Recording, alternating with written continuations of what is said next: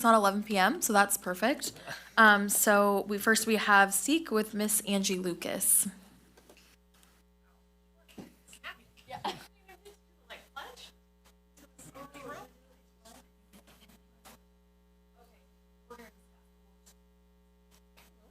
Well, I have this much to say. So, hello. Thank you. Welcome, or no, I say good evening, board and cabinet. It's just so weird. It was almost light outside when we started. So this will be short and sweet. I literally had nothing written. I also didn't realize the time was at 5. So thank you for that. That's great. I can go home and have dinner. Thank you for the new time and new schedule all year long. Didn't realize that was coming, so that's cool. That will help to ensure that the staff who support our students with the most needs feel valued and heard. I know that was repeated a lot last year, and this is a really meaningful step, I think, for those concerns. And I guess all I have to say is I look forward to being here every month this year. Thank you. Thank you. We look forward to seeing you too. And then next up we have Miss Hatton.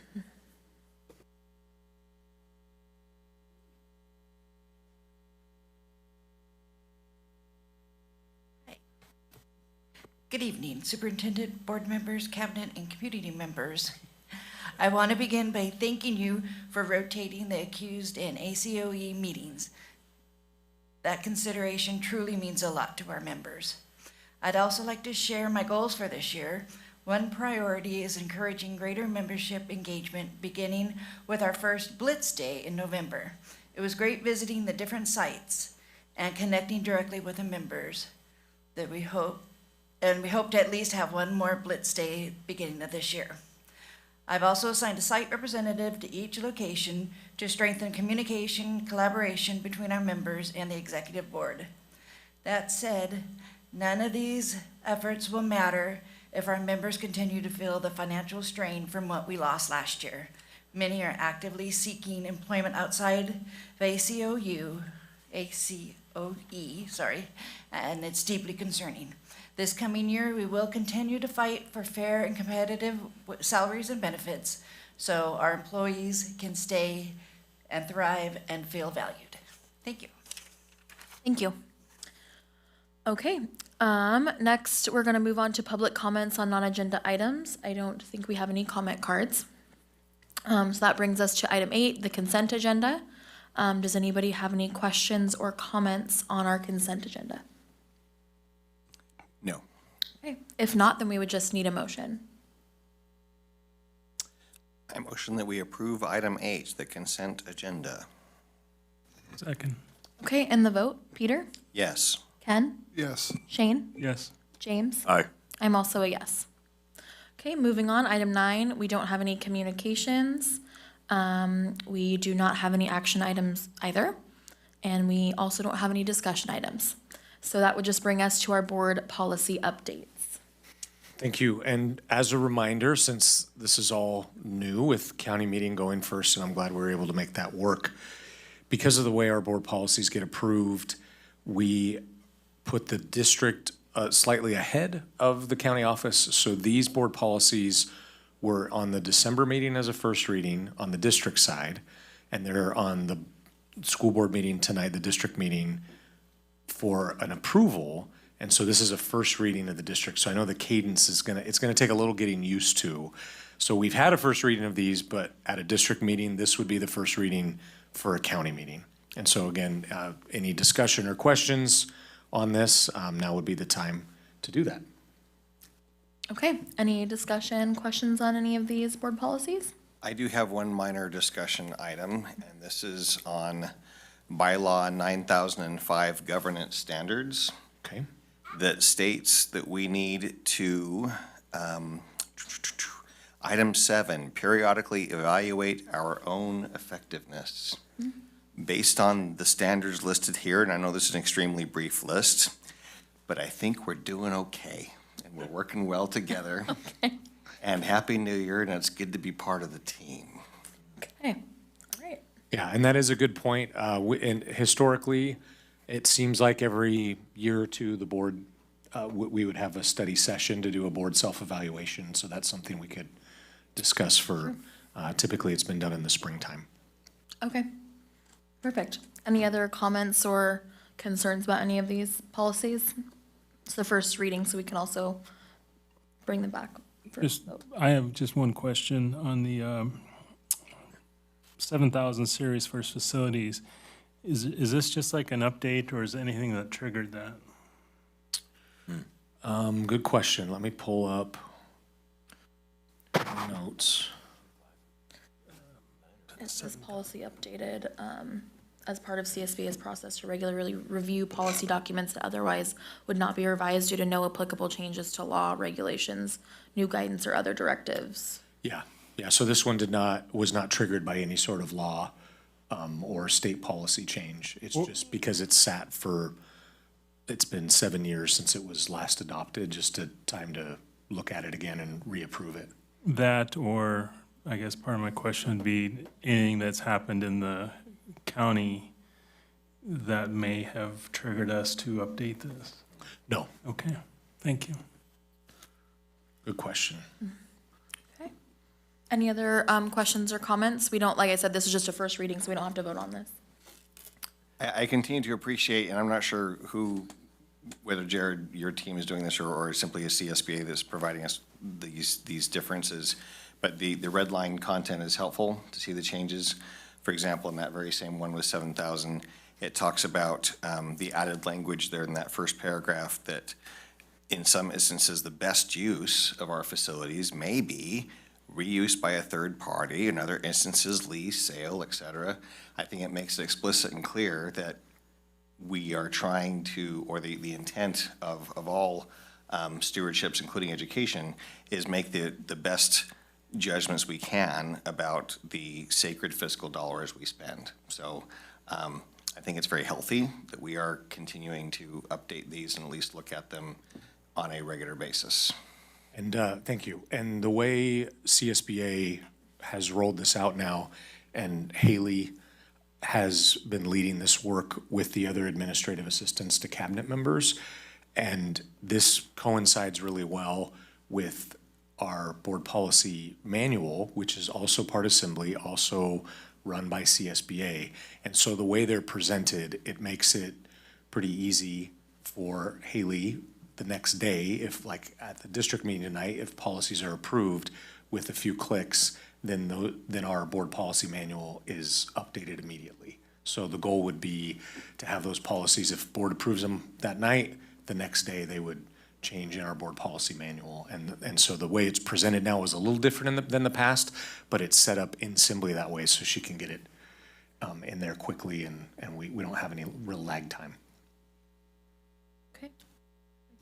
James, anything? Yeah, I had a thought, concern, question.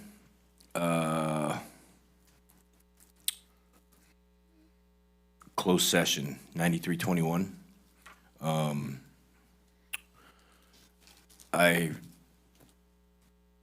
have been here through many superintendents and cabinet members, et cetera, and of course, things are going to change.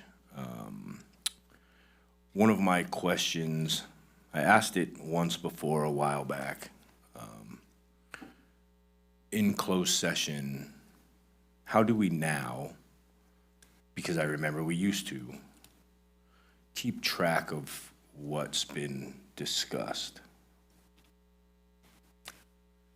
As far as what's been discussed, I mean, we do have the ability in closed session to add locked attachments. So that's really the best way we keep track of it. We don't keep track of minutes or notes or things like that from closed session with the confidentiality of it. And then any actions need to be reported out in open session. So really the two ways we track it are through any confidential documents that would be uploaded to the closed session agenda for board member and superintendent eyes only, and through board actions that would be taken in open session regarding a closed session item. I remember when I first started, there was actually somebody that would take notes. And it was at times I felt, ooh, that's smart because we actually needed that info for certain circumstances. Then it disappeared. And I believe there were times where it may have been brought up.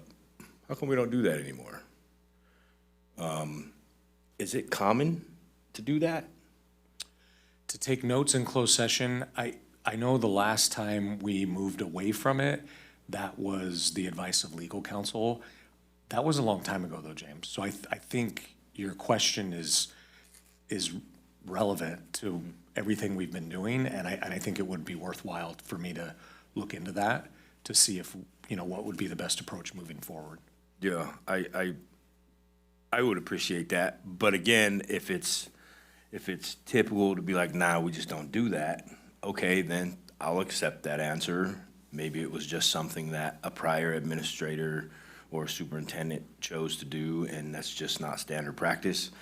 Okay, I myself have found a few circumstances where I was like, oh, wow, that actually would have helped. No, I see what you're saying, and in my year and a half as either interim superintendent or superintendent, I haven't dug into the answer to that question. So I Would think this it would be board good. policy revision be where this would be discussed, talked about, refigured, tossed around, blah, blah, blah, blah? I don't know. I think if it needs to be added in there, we can always bring the policy back with those changes.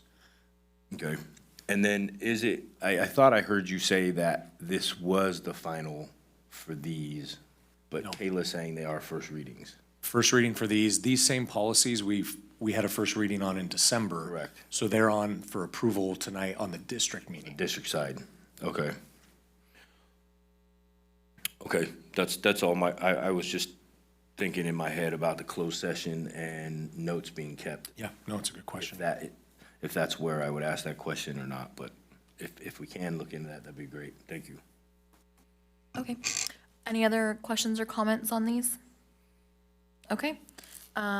We don't need a motion, anything on those. They're just first reading for this meeting. So move on to item 13, information only, the current personnel recommendations. Does anybody have any questions or comments on here? We don't need an action on this either, just for information. Okay, then we're gonna go on to our reports. So we'll start with Mr. Critchfield. One question. Go ahead, sorry. Sorry, I'm No, you're good. slow-minded tonight. How are we looking county-wise for open positions and possible candidates? Good evening, trustees. With respect to open positions, we do have a number of vacancies. We still have vacancies in some of our harder to fill positions. I don't have the available data right here in front of me, but it's something I can prepare for future meeting at the superintendent's direction. But I'll give you a good example. We have a particular position that I would say is extremely difficult to fill on the district side. In the director of transportation, we're holding interviews this Friday. We have a number of qualified candidates that applied for that. So it's been, I will say, a bit frustrating at times because we're still looking for speech and language pathologists, but yet other positions, we're able to see some folks come forward, so. And I know the speech pathologist and those specialized, I mean, they've always been difficult, so I wouldn't expect any movement, and especially the middle of the year might be even more scarce. So anyway, thank you. You got it. And we're still actively, we're actively sharing around the different groups and folks that apply for positions in that particular division that we have the sign-on bonus that we're out providing into those particular positions that were started last year. Thank you. Okay, perfect. We'll go ahead and move on to reports. Mr. Critchfield? Just want to thank the board for their responsiveness to the requests from our county labor leaders and others about the order of our meetings. I think it may take some getting used to, and there may be a couple of bumps with us being so many years of typically having the district meeting first, but in the big picture, I would feel terrible some nights when it's like Kayla said, it's 11 p.m. and Jamie's sitting there in the back waiting her turn so patiently. And to me, just shifting the district 30 minutes to be able to accommodate this, I think any other, hiccups we might run into with this change, I think they're all ones that we can handle. So I just appreciate their patience and glad we can make this change, and thankful for our county office employees. Perfect. Peter? Well, not to pile on, but I know someone personally who is also extremely grateful for this change. And this was one of the first things I requested when first elected or brought to the board, and so grateful that it was considered, and at least for now, this was the decided course of action. I don't know that it will result in dramatically increased length of county meetings, because the content and the business is the business, but I do think that showing some degree of a listening ear and something that we can do that's fairly simple like this is a powerful statement to our county members. I am grateful that recently, and I don't know if I commented on this yet already or not, but that I was, the school tours that have continued, and that recently that did involve some county resources that are kind of intermingled with transportation, those other things. So do think that's a worthwhile thing that I hope the boardwalks, whatever we're calling them, do continue in the future. Ken? Excuse me. I guess the only thing I would say is I'm happy that the board did listen to input, and we'll see how this goes. Perfect. Shane? Repeating what everyone's saying, glad we were able to make this switch. Maybe it'll get more of the public involved in some of the county issues that the county side faces. Kind of a off topic, but whatever's happening in the world, I'm hoping we have a good 2026.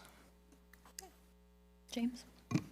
I don't have any report other than welcome back, and I too am excited for the new year and what we possibly have in store. That's all. Okay. I don't also have anything super exciting to report, but I am glad that we were able to facilitate these meetings first. I think that was a big step to show that we're not, I feel like sometimes the county feels as if they get a little shysted sometimes. And so I think this is a simple change that just makes a big difference. And yeah, we'll see how 2026 goes. Okay, with that, we are adjourned. Well, I lied, excuse me. Our next meeting is Wednesday, February 4th, here, and at 5:30. So we are adjourned, and we're gonna move into, well, never mind, we're adjourned. We're learning here still. The district, yes.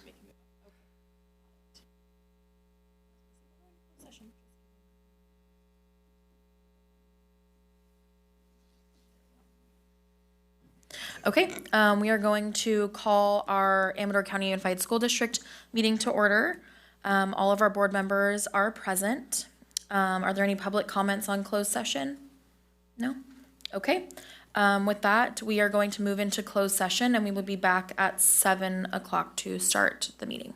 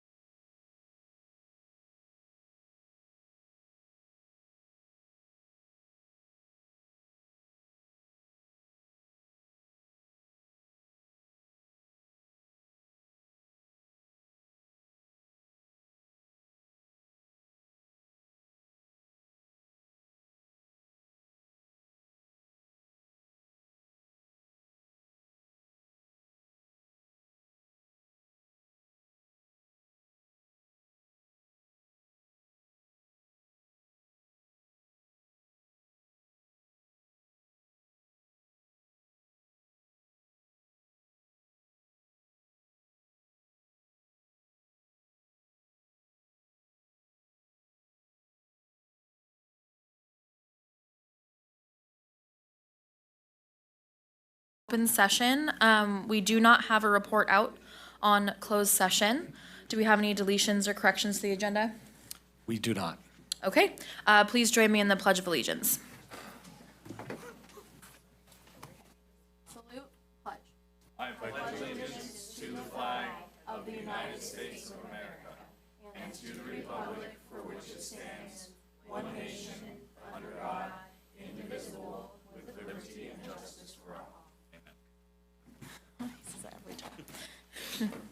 Okay, we're gonna move on to presentations and recognitions. We do have our challenge coins, the business office with Mr. Norton.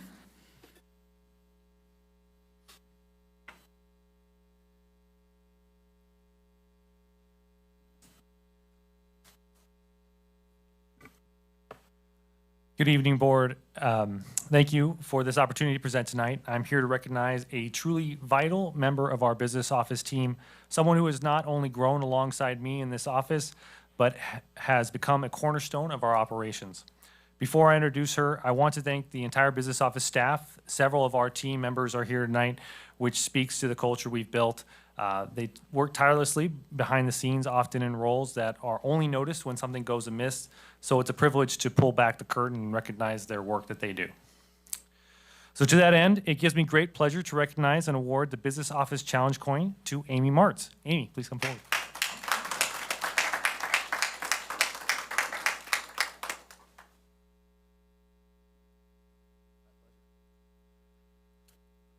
So Amy has been a dedicated part of Amador County Unified School District family since at least 2006. I believe it was before that as a sub and other roles, right?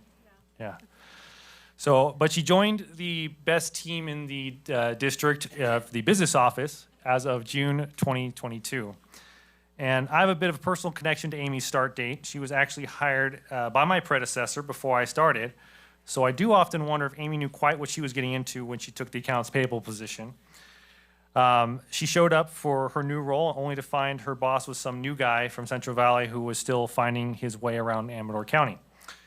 As it turned out, Amy started her journey in our business office literally 1 week after I did. We were essentially the new kids together, learning the ropes at the same time, and we have been able to grow together ever since.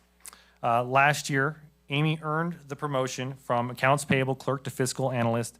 And this wasn't just a title change. It was a move earned through exceptional performance and immense technical knowledge she had built through her time with our team. When Amy was in the accounts payable position, she set the gold standard for customer service. Our site administrative assistants knew they could count on her to navigate orders with patience. But Amy doesn't just go do the work. She looks for ways to improve our processes, and she does that very well. She's a keen eye for process improvements and is a firm believer in standard operating procedures, or SOPs, and is very good about putting those together for us. She understands the standardization consistency that provides and that it's key to our business continuity. Because Amy's focus on documentation, we know that even if someone is out of the office, the district definitely won't miss a beat. So thank you. Amy recently showed her true character during a difficult stretch that we had in our department, following a reduction in staff, and we also hit the perfect storm where we had positions responsible for accounts payable that were out simultaneously. So everybody was gone at the same time. And without a second thought, Amy stepped back into her old AP shoes. She assisted with the processing without a single complaint. In fact, she was excited to help the team out wherever she could. She saw a bind that we were in and really helped us get through it, ensuring our vendors were paid on time, our operations stayed on track. So beyond her technical skills, Amy is genuinely a nice person. She is kind, courteous, and deeply concerned for her fellow coworkers. Whether she is dealing with a colleague or a vendor, she treats everyone with the same level of respect and care. To give you an idea of her thoughtfulness, every Friday, like clockwork, on her way out of the week, Amy stops by my office and brings a watering can for my plants. It's a small gesture, but it's a perfect example of just how far she'll go for always looking out for others. And it's also the reason why my plants have not turned into a desert yet. So, Amy, I'm incredibly proud for all that you've done. From those first few weeks where we were both figuring things out to the fiscal analyst that you are today. It has been a joy to watch you grow and have you as a member of the business office team. And thank you for all that you do and for all that you're going to do. Thank you so much. Thank you.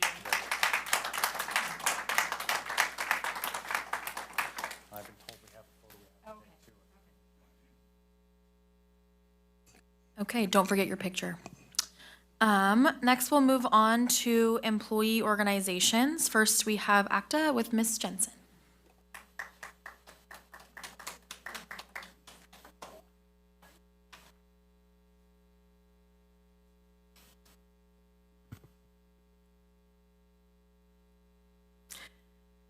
Good evening, members of the Board of Trustees, Superintendent Critchfield, Cabinet, and community members. I appreciate this opportunity to speak to you. ACTA is committed without hesitation to elevating the education and work environment provided in the Amador County schools. Understanding the relationships between the school and the community is unique to Amador County. People have lived here for generations, raising their families, participating in school activities, and often choosing to work within the educational environment as an extension of their commitment to their community. We believe in excellence. We believe our community deserves the very best, and we know Amador County Unified can be a district that attracts and retains high-quality educators who meet the highest standards.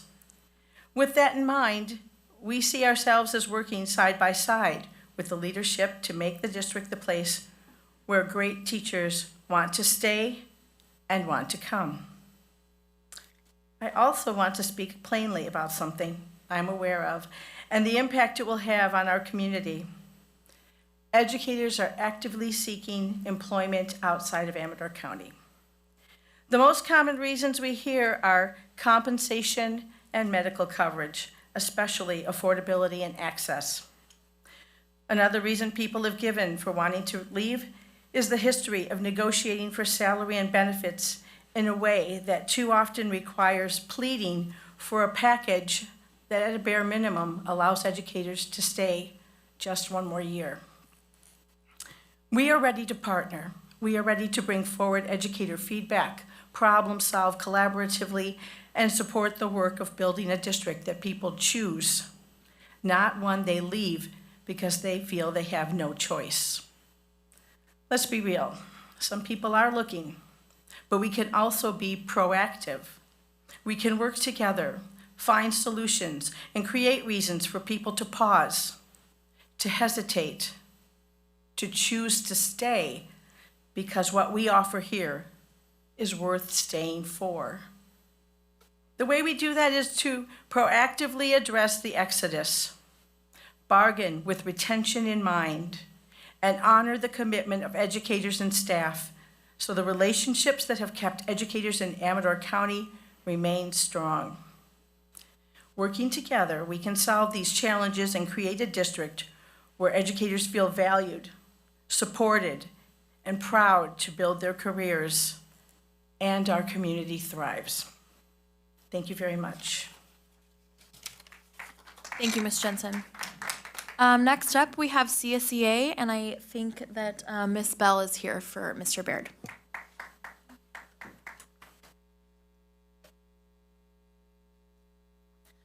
Good evening, Board of Trustees, Superintendent Critchfield, Cabinet members, and community members. Mr. Baird could not be with us this evening as we are in the middle of high school ski and snowboarding season and there is practice tonight.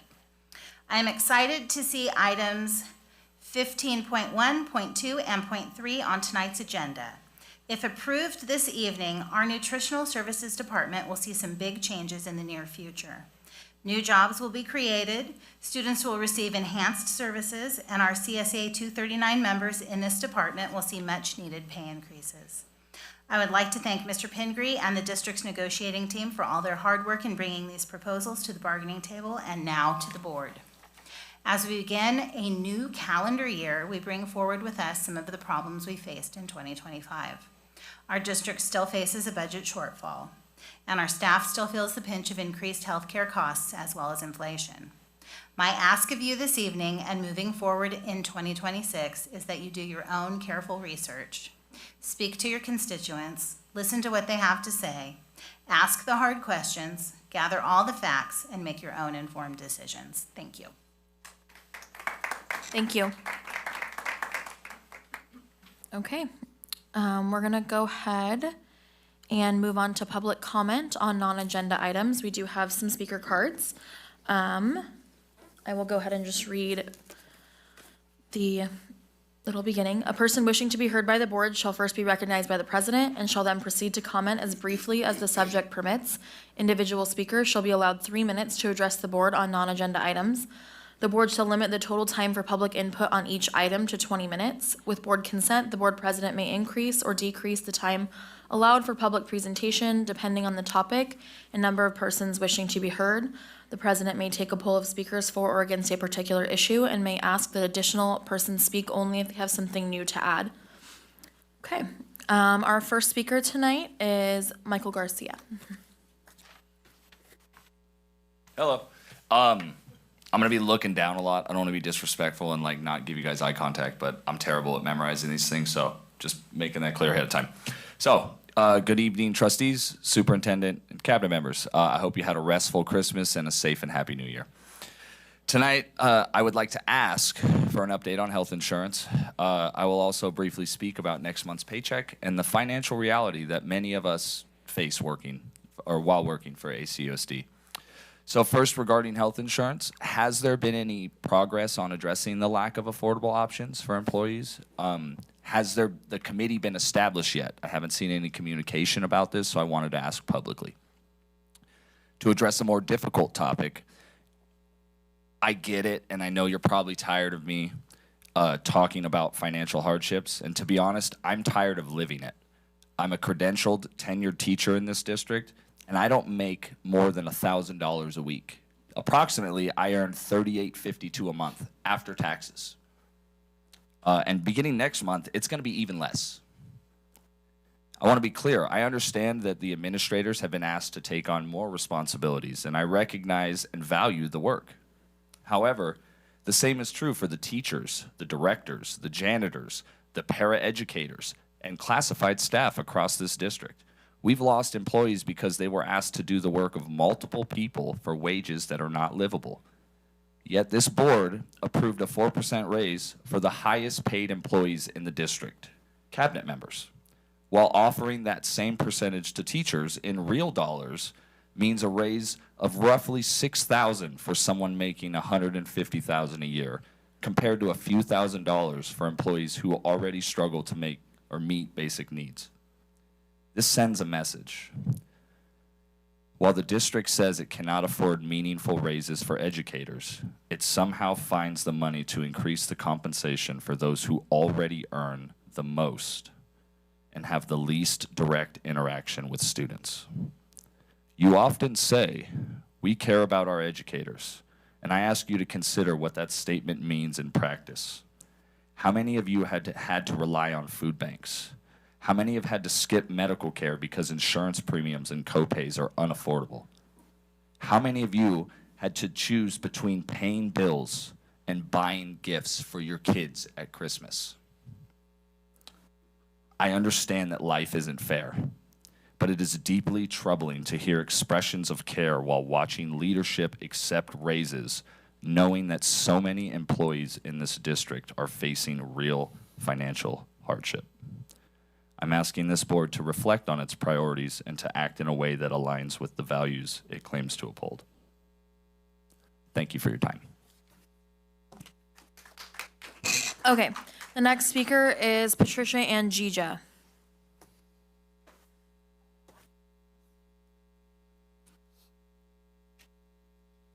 Good evening, everyone. I hope everyone had a wonderful holiday break. Mr. Garcia, oh my goodness, that was amazing. So at the previous board meeting, it was discussed that developer fees can only go towards modernization or new construction. So I'm wondering, what have the developer fees been spent on thus far? I see no modernizations. I see no new construction. So where did that money go? Mr. Critchfield said that the fees do not need to stay in the city in which they were received, but it would be nice to see that any of these fees would be spent in the area in which they were received. I speak a lot about Ione Elementary because that's where my kids go to school, just like how other parents mostly focus on their child's school. It's not that there should be division, but Ione should be seeing at least something. All we've seen to receive in recent years are Band-Aids, or then much more expensive fixes that come about from not doing the preventative maintenance that should be done every single year. Where is the money going? Raises for people who already make a disgustingly high amount of money, especially for this area. So, Board of Trustees, you had better be willing and ready to stake your life on the decision to give them even more money than they already make, than putting those funds into our curriculum and facilities. Because if next year we do not see better outcomes from these magical raises you approve to retain and recruit quality staff, you are going to be facing significant backlash.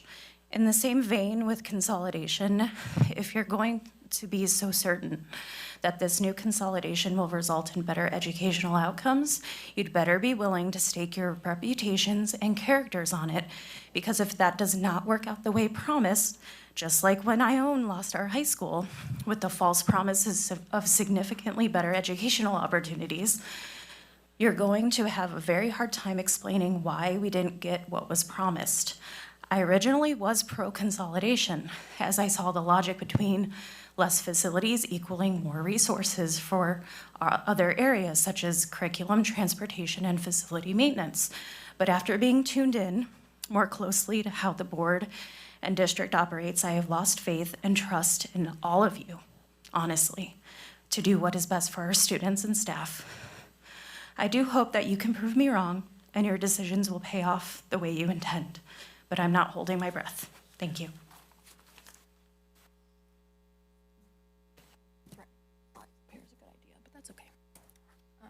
Okay, the next speaker is Lisa Howe. Hello.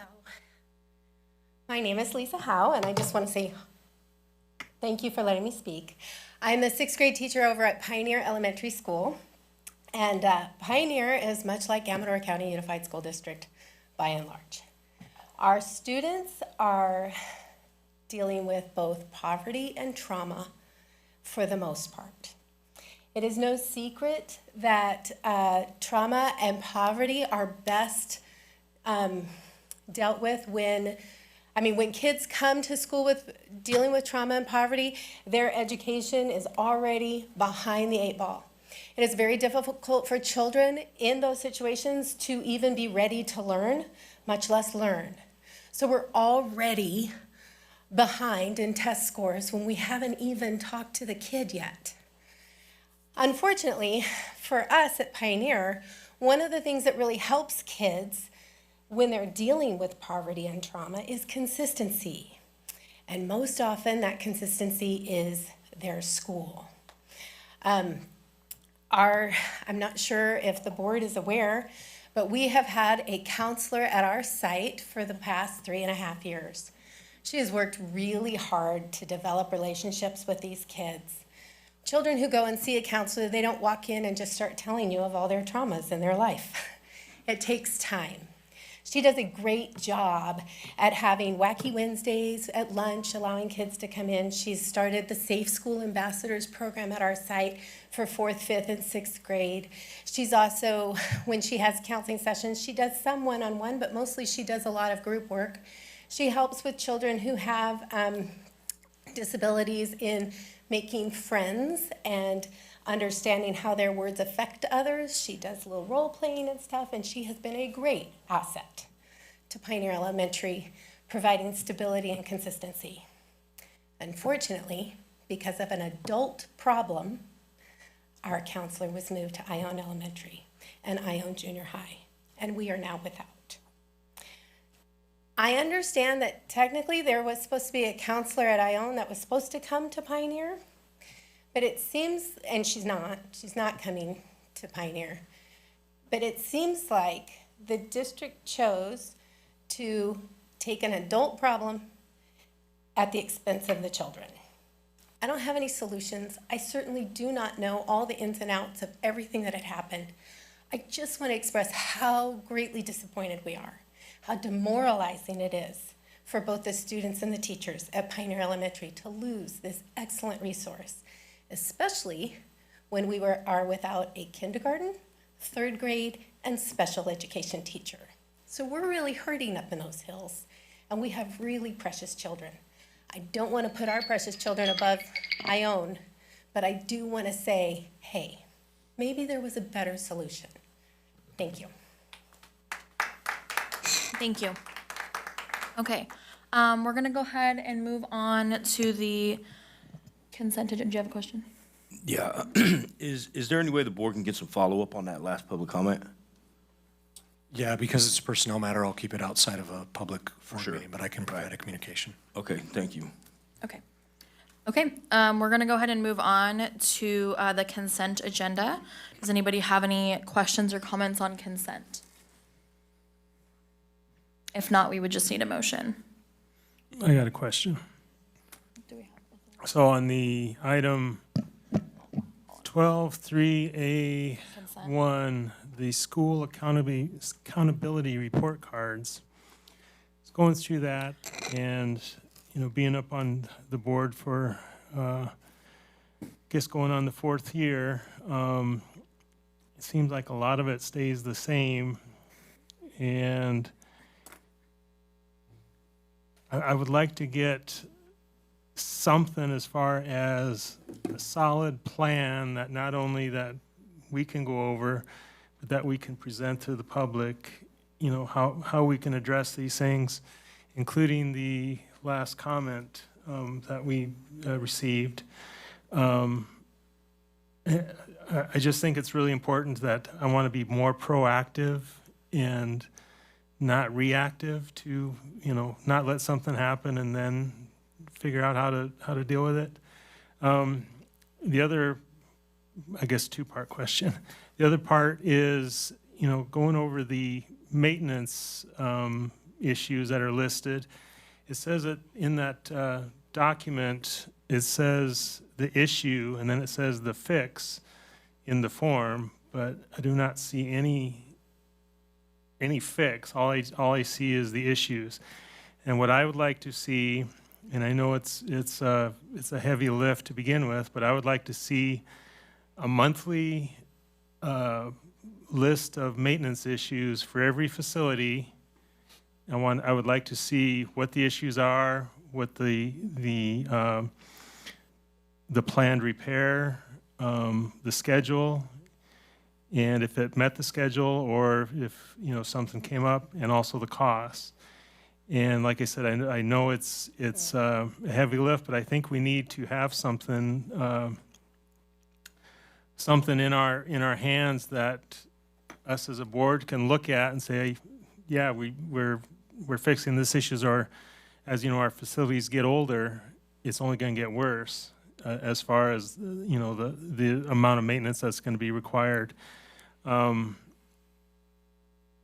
just throwing it out there. I think we need to, instead of just listing the issues, you know, everyone had torn carpet. I see rodents on a lot of them, and I think we create some type of spreadsheet, and if I have some, if someone needs something to go off of, but I think we need to have something so that we can track what's going on as far as the facilities and how we're going to repair them. And, you know, like I said, it's not easy to put together, but it doesn't have to be anything that's over-explains everything. But I think we need to have something to show the public that we're on top of it as far as keeping our facilities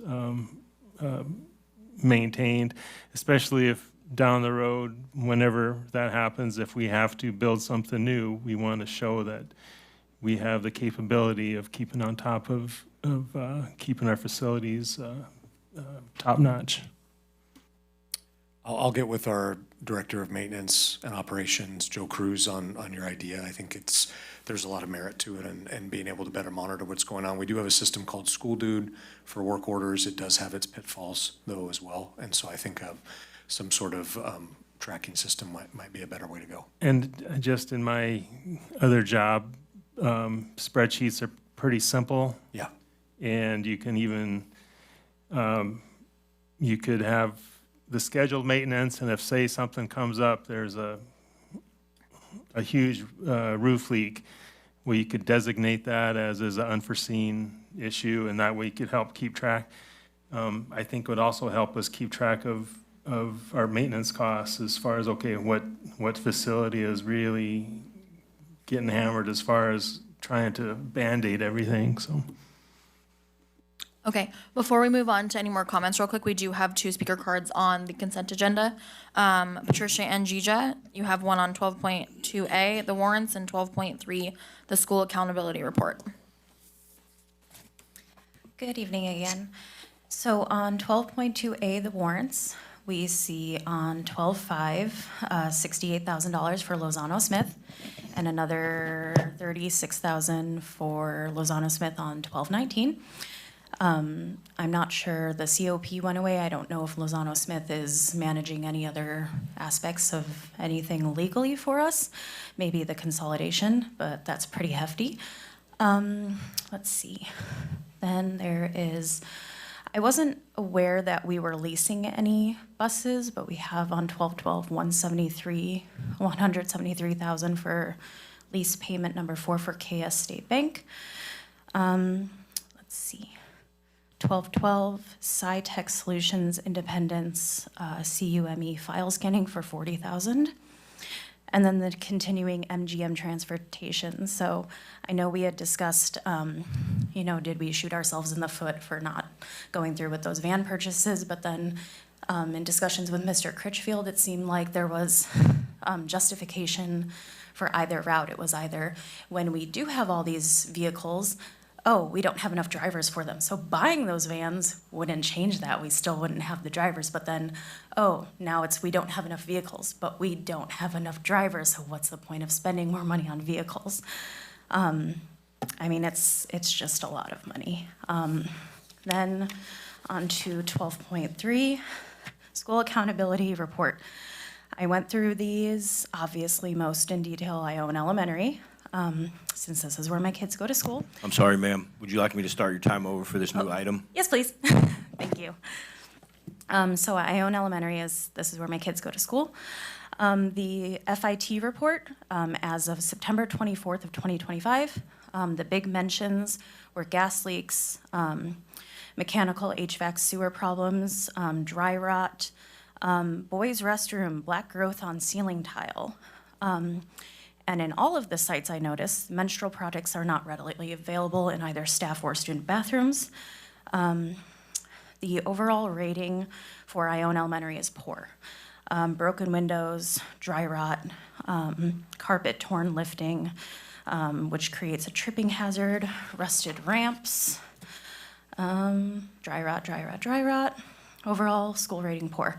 Then we get into the academics of it, and in English, math, and science, let's see, 24-25, English 30% as compared to 48% for the state.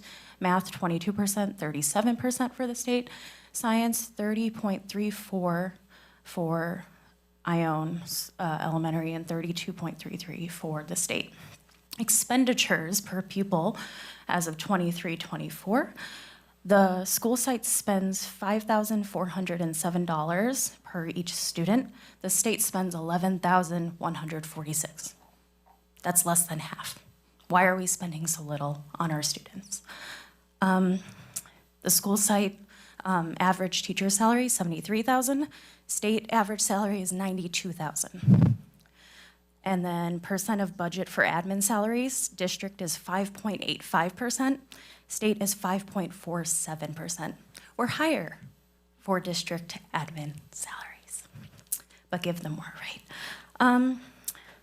Then all of the other schools, Ione Junior, fair maintenance condition, Independence High School, fair, Argonaut High School, fair, Sutter Creek Elementary, fair, Pioneer Elementary, poor, North Star, fair, Jackson Elementary, poor. The only good school was the County Community School, and Amador High School, poor. Sutter Creek Primary, fair, Plymouth Elementary, fair, Pine Grove Elementary, poor, Jackson Junior, fair. And all of them have similar kind of test scores versus the state. They're all lower. Same as with the amount we spend per student versus the state. So that's it. Thank you.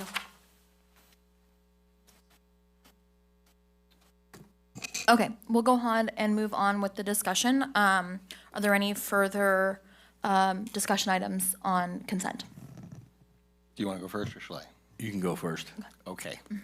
So I am grateful for this process, and I know that the school accountability report cards can seem to be large and daunting, and it's a lot of information. And in some ways, it can be frustrating that it's also old information, that it's basically a year old, give or take. But of course, these kinds of reporting takes time. So one of the things that I would just like to note and have on the record or summarized on the record, or however we do that, is that these continue to report that our class sizes on average are fairly small at the two schools we are discussing potential for eventual consolidation. If we look at the junior high schools first, one has an average class size in English of 19 and in math of 19 students. If we look at the other junior high, which is in Ione, the class sizes are significantly larger, 25 on average for English language arts and 24 for math. Still remains significantly below what I'm used to in our district, but of course we have bigger schools with greater efficiency. When we look at the high schools, one has a class size average of 19 for English language arts, mathematics 19, and the other high school, slightly bigger math, again 19 for English, math 24. There's a lot of numbers, but if we do want to, whether it's pay teachers more, fix our facilities, all these other things, we do really need to take a hard look at more greater efficiency, and that does have to do with adjusting class sizes, and I just would like to have it noted on the record as was discussed previously. I have experienced some public disdain that we're not being transparent enough, but I applaud the district's efforts to take our time and to be very methodical and look at all the various things they've looked at so far for consolidation, although it feels like we just dipped our toe in the water and we have a long way to go before we make a real decision. But there is potential to save approximately $2 million simply by efficiency and mainly driven by staff and having a higher class size ratio of students to teachers. Thank you for the time. Okay. Ken, any questions or comments? Shane, any further question or comment? James?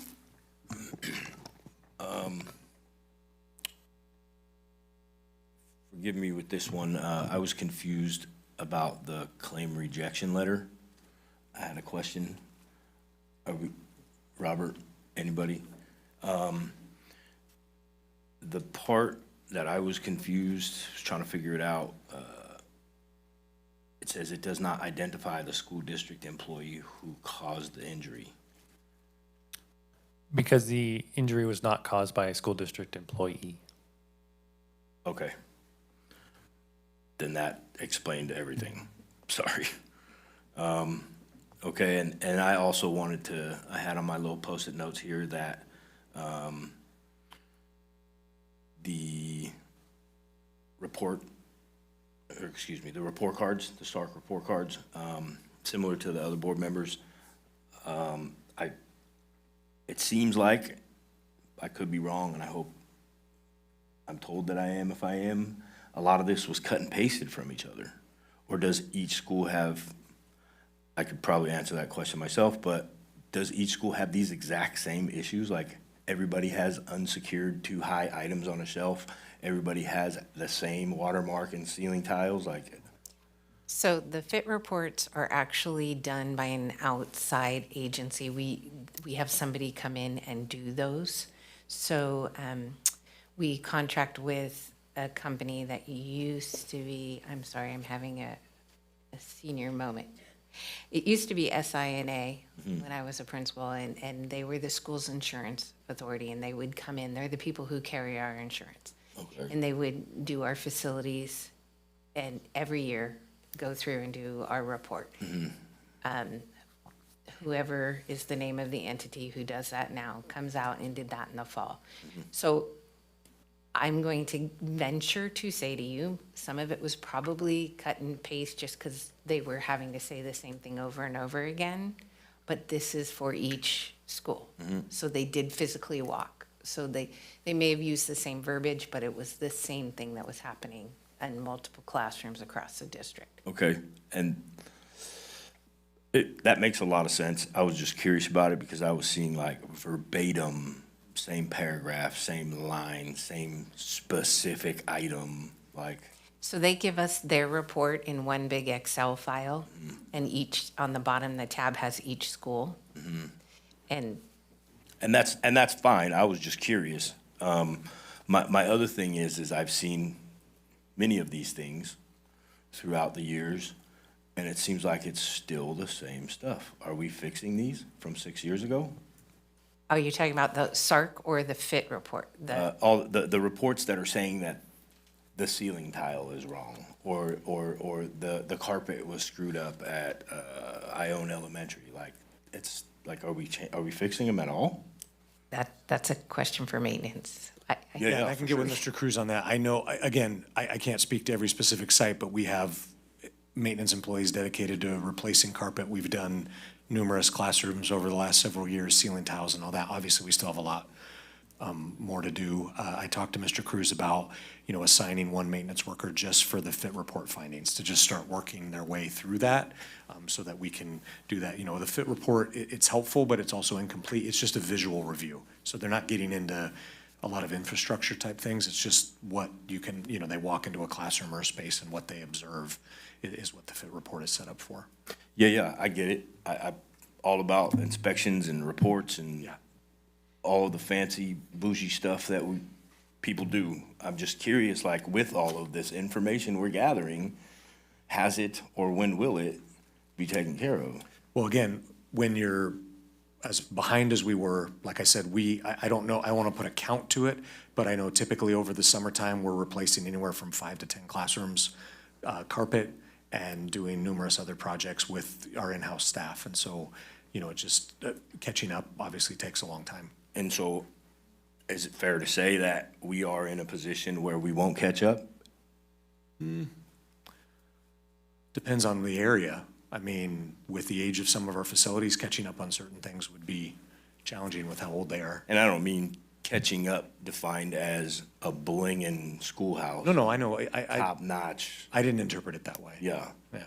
At least these items on these lists will be taken care of. Yeah, I can get with Mr. Cruz and do some follow-up on this. And the reason I ask that is because next year, I hope not. Yeah. But is it gonna be the same? Gotcha. Mm-hmm. You know what I mean? Question. Yeah. All right.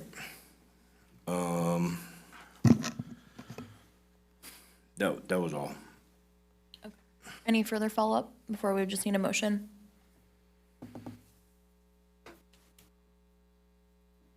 I make the motion that we approve item number 12, the consent agenda. Second? Okay, and the vote, Peter?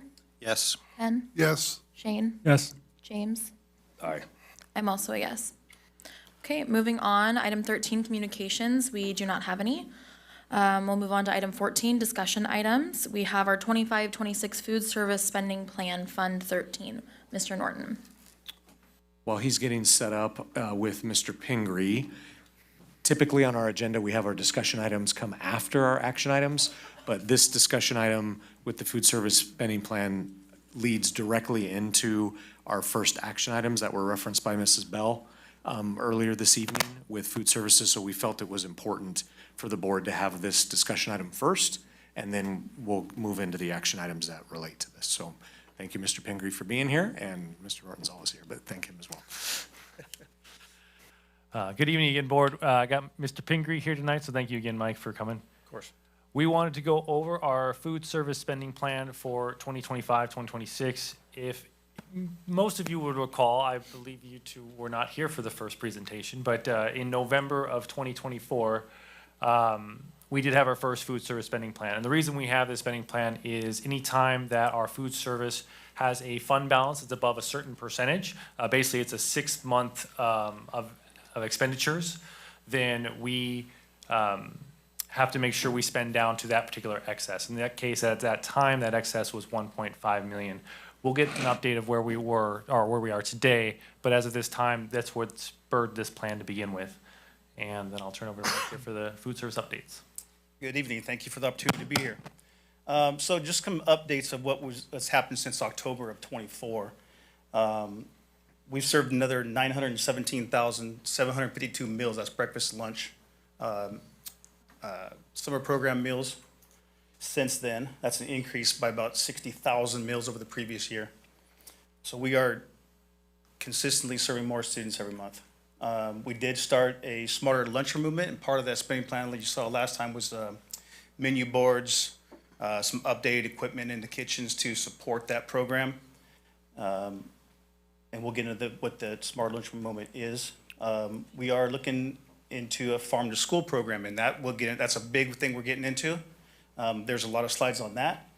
And then kitchen and equipment upgrades. And we'll get into that too. Next slide.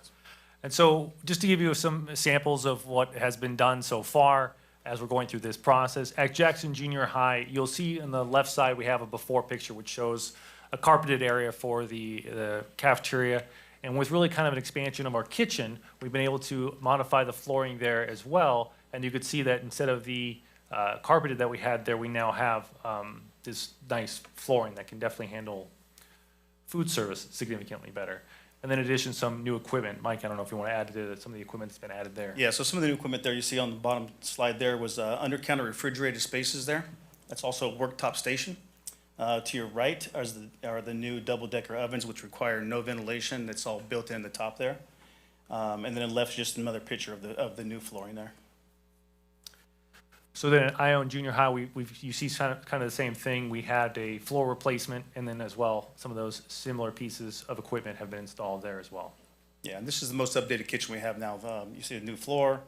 We're on the picture to the left, there were a bunch of tall reaching refrigerators and freezers there.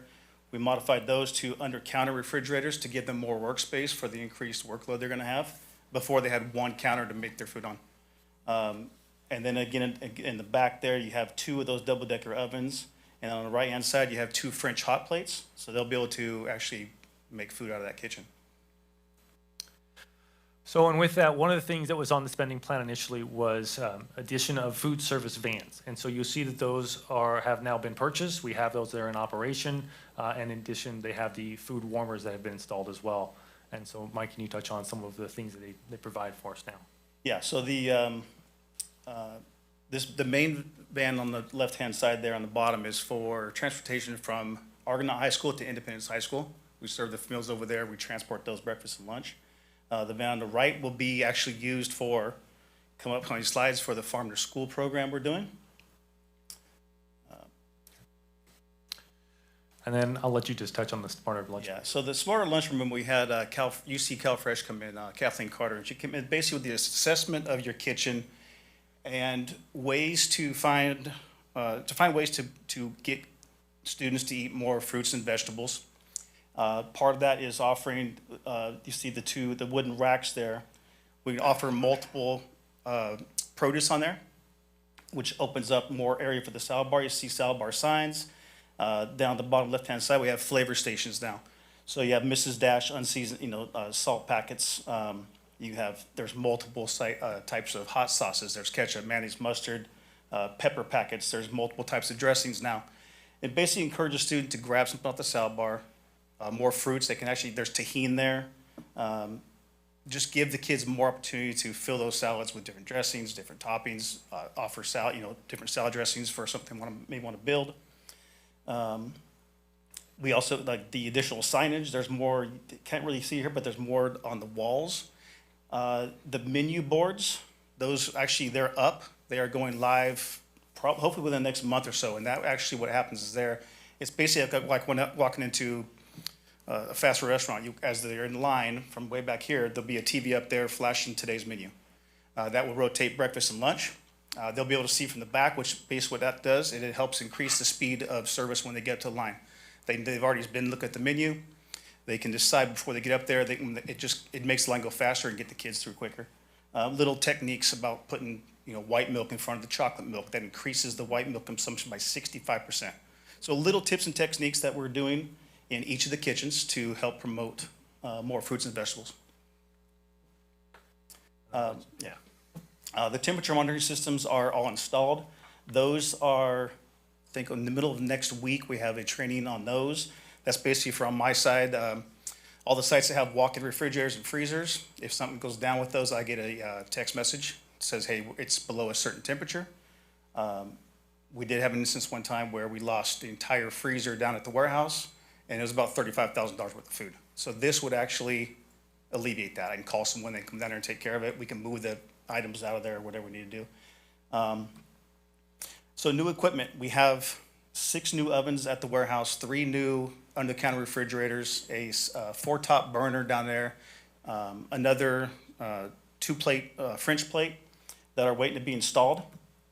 They're actually making appointments now to get those done. We're putting one in the oven at Pioneer, 2 ovens at Jackson Elementary with a 4-burner stove. Argonaut's getting 2 new ovens, a 4-burner stove, 3 new under-counter refrigerators. Plymouth's getting a new oven. And again, to be hooked up in place right now, Cedar Creek Primary does have one of those double-decker ovens. That's getting hooked up hopefully soon. Jackson Junior High, the same thing. They have a French hot plate and an oven. Electrical should be ran. Ion Junior, the ovens are working. The French plates need to be hooked up. Those just came in. So that's kind of where we are with the new equipment. And so food service itself, it lives in a different fund. I know it's something we've discussed before. It's Fund 13.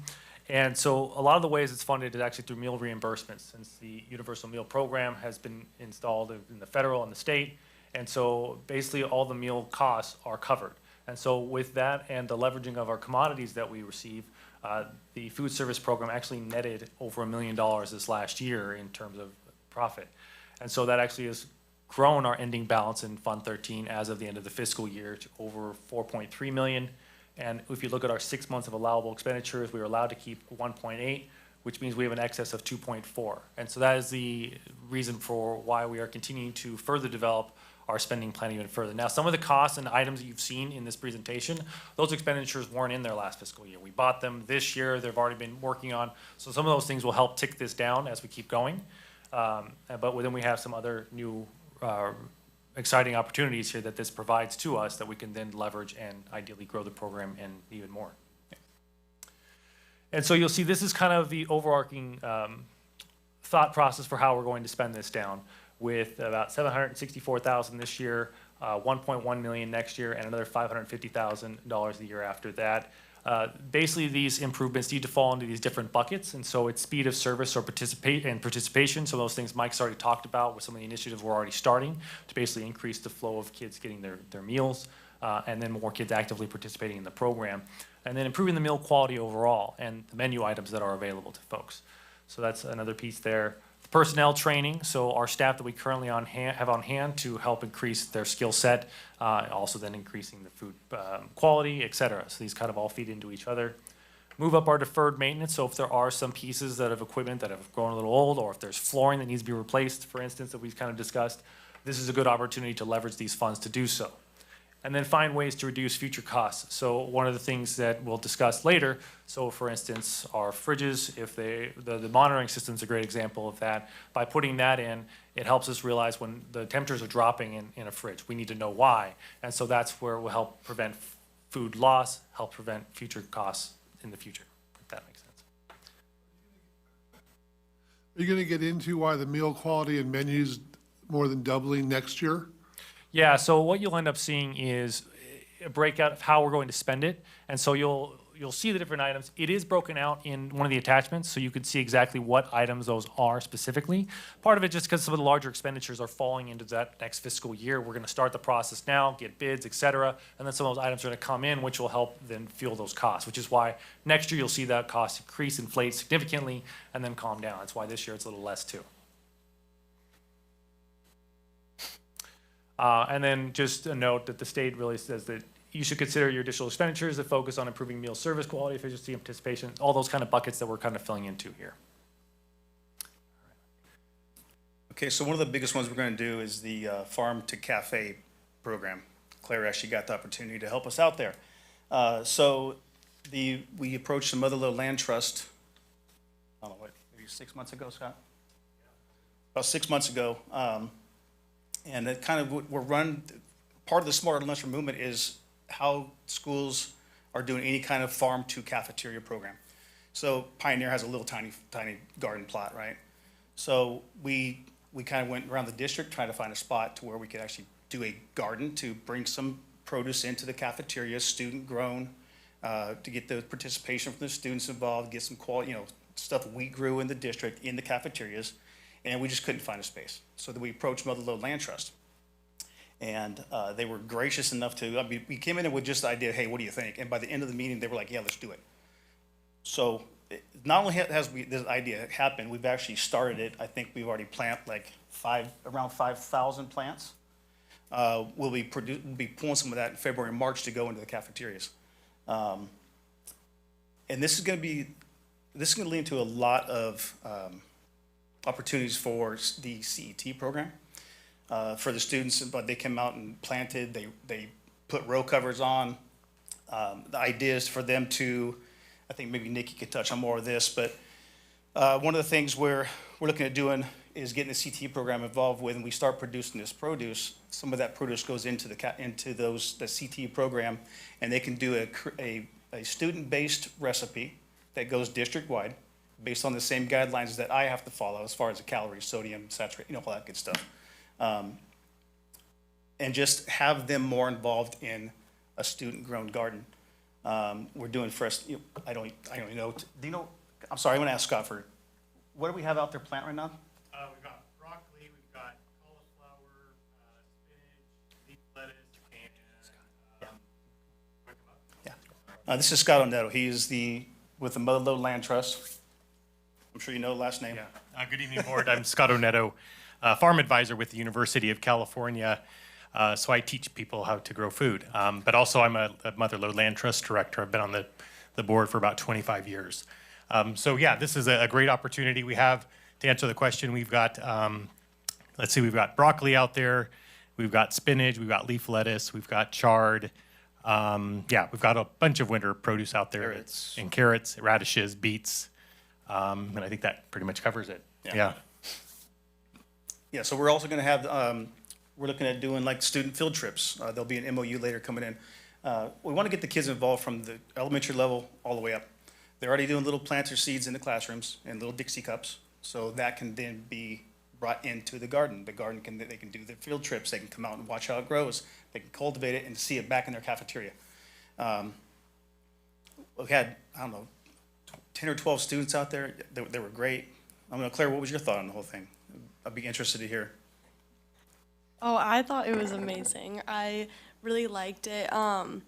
Like just being out there and like raking and just seeing like how the whole process works, because I've never really done anything like that. And when my advisor came up to me and was like, do you want to come and do this for a day? I was like, sure, why not? But I'm actually very like more interested in it, and I'm excited to see how it plays out.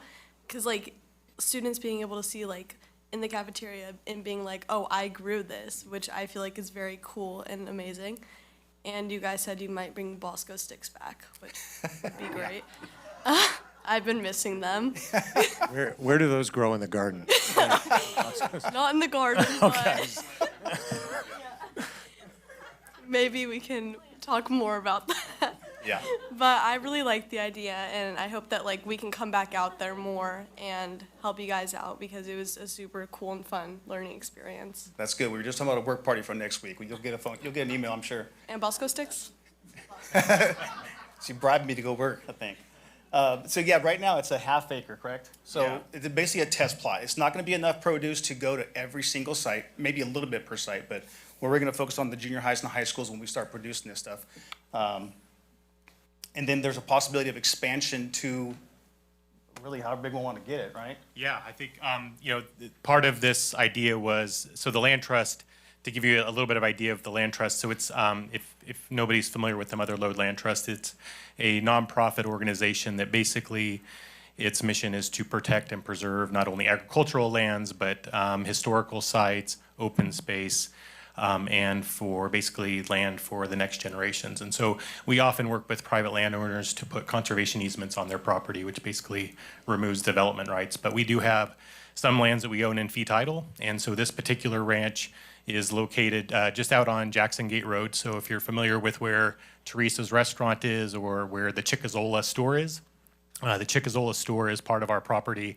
That is basically, we call it the C&C Ranch. The C&C stands for Cuneo and Chickazola. So those were the original property owners that eventually deeded the property to us back about 20 years ago. So we have a lot of different projects there. We mostly lease it out for cattle grazing, but we do have a spot that we deer fenced a few years ago, and with the intent of doing some type of community agriculture, community garden. And so we really kind of jumped on this opportunity. We, working for the university, I kind of get spread. I work in multiple counties, but when I see opportunities, I often try to jump on them because they often don't present themselves very frequently. And so I saw this as low-hanging fruit. I saw a food services director that had a lot of interest. We have some great nutrition educators that work for us that had built some very strong bonds with the school district, not only with Mike, but also some of the other employees and teachers. And I, being a board member of the Mother Lode Land Trust, I had a little bit to say in how we moved forward with that. So I felt like it was a great opportunity, and so being the proximity that is, it seems to make a lot of sense. And so there's a little bit of room for growth there, but I also see this as a opportunity as basically to kind of set a precedent of what things could be in the future. We certainly could grow a lot more food if we had a lot more space, but this is going to be sort of a trial and run to see how it goes. Yeah, and this is actually one of the first model of this type in California. So we're excited about it. It's gonna be great. And there's the plot there. And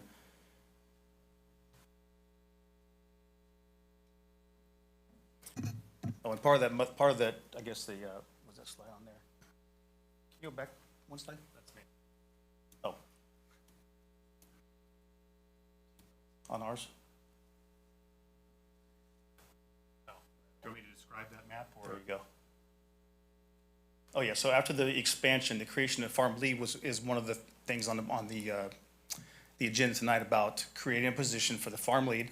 That person will be an 8-hour employee. They will actually do everything that I'm sitting there doing, and Scott's doing, and Claire got to do, and but they'll be out there tending that garden, and they'll be cultivating that. They'll be delivering to the sites. The sites will be taking care of that produce on their level, and serving on a salad bar or in recipes. Yeah, and so part of the reason we're bringing this up here too is you'll see there's an MOU for an action item tonight as well with agreement and partnership really with the Mother Lode Land Trust. So we're excited for all the opportunities this provides. Play a video? Yeah, we do have a small video too.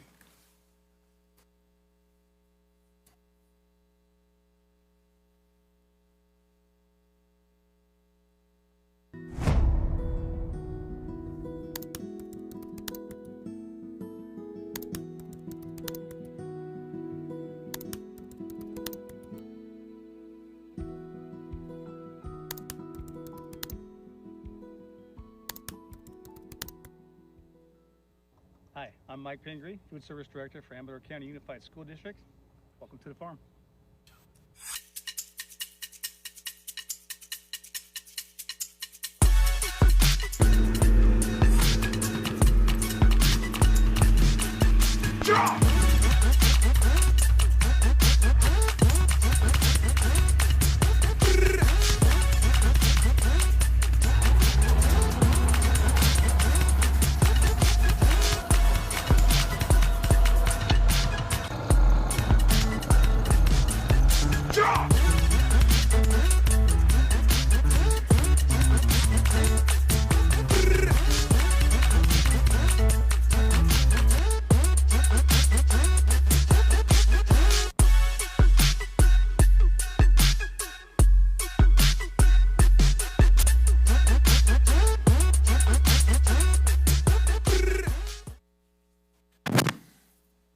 So at this point, I kind of want to pause here for a second because I'm guessing there'll be some questions on the school farm. So I just want to pause here and have you ask questions, especially with Scott up here.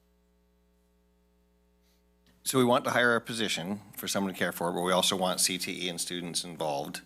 And that's awesome for fruits and vegetables. I just hope that perhaps we can also hear something about, or maybe some comments on, if we are spending $1.4 million to improve meal quality, on perhaps if we have all this excess money, did the pendulum swing too far toward commodities and spending less?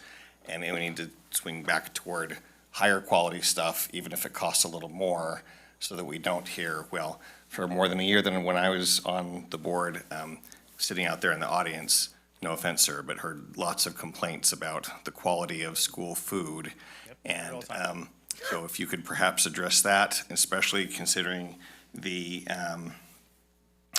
summer program as well, and what's being done to make that better for those extended school year people or the others receiving that. Those are some of the things I'm interested in. Yeah, I was going to try to keep this part focused more to the farm at this point. Sure. Because I'm sure we'll come back to all those questions.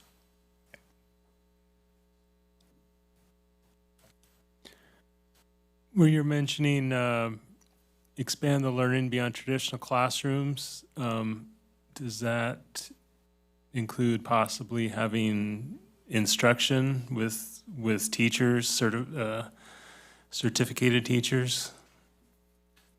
I believe that comes down to the CTE program, correct? We'll have Nikki come up here real quick. Yes. Okay. Yes, it does. So with CTE, the MOU that's going to come up kind of at the tail end of this presentation is so that first we can start with placing students at the farm as an externship opportunity, similar to the partnership that we have with the hospital right now, and we're able to place students for an externship at the hospital so that they get hands-on learning. We're gonna start a little slow because it's mid-year, so we're gonna start with a couple of possibly seniors, maybe a junior and a senior from each of our comprehensive high schools, and then build accordingly out. It's going to be on our pre-reg forms for next year for master scheduling so that kids can select that paired with an ag soil class, basically. So it's kind of like a capstone situation with CTE. And then yes, down the road, that would be our goal. We would like to have educators be able to come out in cooperation with the UCC program to be able to do some hands-on teaching of our kids, elementary school, all the way up, have field trips. So that's part of what the MOU would cover. I was able to go to Calaveras Unified when we kind of first had this idea. This was about 3 years ago. I was still the principal at Jackson Elementary. And I took a teacher, Miss Esty, with me over to Valley Springs Elementary, where I first met the UCC people, and they showed me the garden that they had at Valley Springs Elementary, which was a little smaller in scale, but they had a whole teaching area as part of that garden, so kids would go out, learn about what they were doing in the garden, harvest their vegetables, and then they would have a prep station area where they were teaching kids about the fruits and vegetables that they were prepping, and they would then get to taste it. So starting super young like that is what our goal is, so that then we're building a program that feeds into our high schools and eventually expands out. This can also start to encompass our culinary programs as well. So that's two of our very large pathways, agriculture and culinary, that we can hit with this project. So hope that answered the question. Very good, thank you. Perfect. James, any comments? You had mentioned that we're the only one in the state. Well, other districts are doing a type of program. I think the biggest one is, what's the name of the school down south that's doing the? Yeah, there's one in the Central Coast down by San Jose that they've been up until now been doing container gardening. So basically think of a shipping container that has been converted into an indoor grow house. And basically in a 40-foot shipping container, you can grow equivalent to about probably 5 to 10 acres of leafy greens in a very, very short time period. So they've been doing that for the last couple of years. They have 2 shipping containers. They just decided to go outdoors this current year, and so they are in the process of land development, putting in deer fencing, putting in all the infrastructure to actually start planting outdoors, similar to what you just saw in some of the pictures. We're actually a little bit ahead of them. But yeah, there is not a lot of schools doing this. Ask me why, I don't know. I think we could grow a lot of produce, and there's of course a lot of great school gardens out there that are in containers and raised beds, but this is agriculture. And being from an agricultural community, I think we have an amazing opportunity here to get kids out on the ground and actually learn skills that are agriculture. And so, yeah, I'm very committed to help with this. My office is right here in Jackson, up at the airport. And yeah, whatever I can do to help support the farm lead. I've got colleagues of mine that have different areas of specialty, whether they're irrigation specialists, pest management, rangeland, livestock producers. I'm a little bit more on the crop side, but yeah, we're all in on helping make this successful. Yeah, and I should have said it's the first one that's doing something with the land trust. Most of them are on-site gardens. I'm just assuming it's going to be for more than single season produce. It's going to be banging all 365 days a year, something's going on. That's the plan. The plan is to crank out as much produce as possible. So we have, of course, as you can see in there, a lot of plants under row cover right now, protecting them from frost. But we do have a lot of beds that are all prepped and ready to go for summer fruits and vegetables. So the season is basically ticking right now. We should start seeds here in the next couple of weeks, and those plants will go in the ground in the next couple of months, and then we'll have our summer produce. But the plan is to rotate those beds out as quickly as possible and get more plants in the ground so we have continual harvest. I don't know if you already said this, but I'm also going to assume that food services and CTE grant money are going to be covering this whole thing. So as far as this, one or the other, both. Yeah, so the food service portion of it, I can pay for certain things. I can't pay for a structure. I can't pay for raised beds. I can pay for the covers. I can pay for all the seeds, the tools, the little wires that hold on the row crop, that type of stuff. I can pay for an employee to do that. If it's anything that Scott has volunteered to do with the tractor, those kind of things, I can't pay for. We just talked to someone about grants that can be worked both ways. So we can actually, it's not like if I apply for the grant, she can't. If I get it, we can split that and we can work however she needs, what she needs for her stuff. Next year, we'll be applying for the farm to school grant. That's basically, that one gives us a lot more leeway to do what we want. Their portion of it is not so restricted for Fund 13. So that, if we need to expand something, if we want to do a greenhouse, that grant money can pay for some of that, so. And yes, the CTE funding can, once an MOU is in place, then this becomes part of our district's CTE program, basically. But I can't do it without an MOU. Got it. And then the question that should always be asked with special money, if and when that special money's gone, are we able to cover this, or is this also gone? So this right now is all on Fund 13. Okay. So this is part of that 2.5 million we had to spend. That consistent person of farm lead, instead of having a $1.8 million 6 months average operating expense, with these new people coming in, the new positions, the new pay scale coming in, we might be closer to 2.2 million. So it's going to alleviate some of that extra money. So it will be fine. I don't have a ton of questions. I just feel like, I know at least James, every time we go on a boardwalk, he's the resident food sampler, the taste tester at the schools. Amador got the bomb burritos. They did have good burritos, I will say. That is true. They did have good burritos. But I feel like we have talked about food and food quality a lot.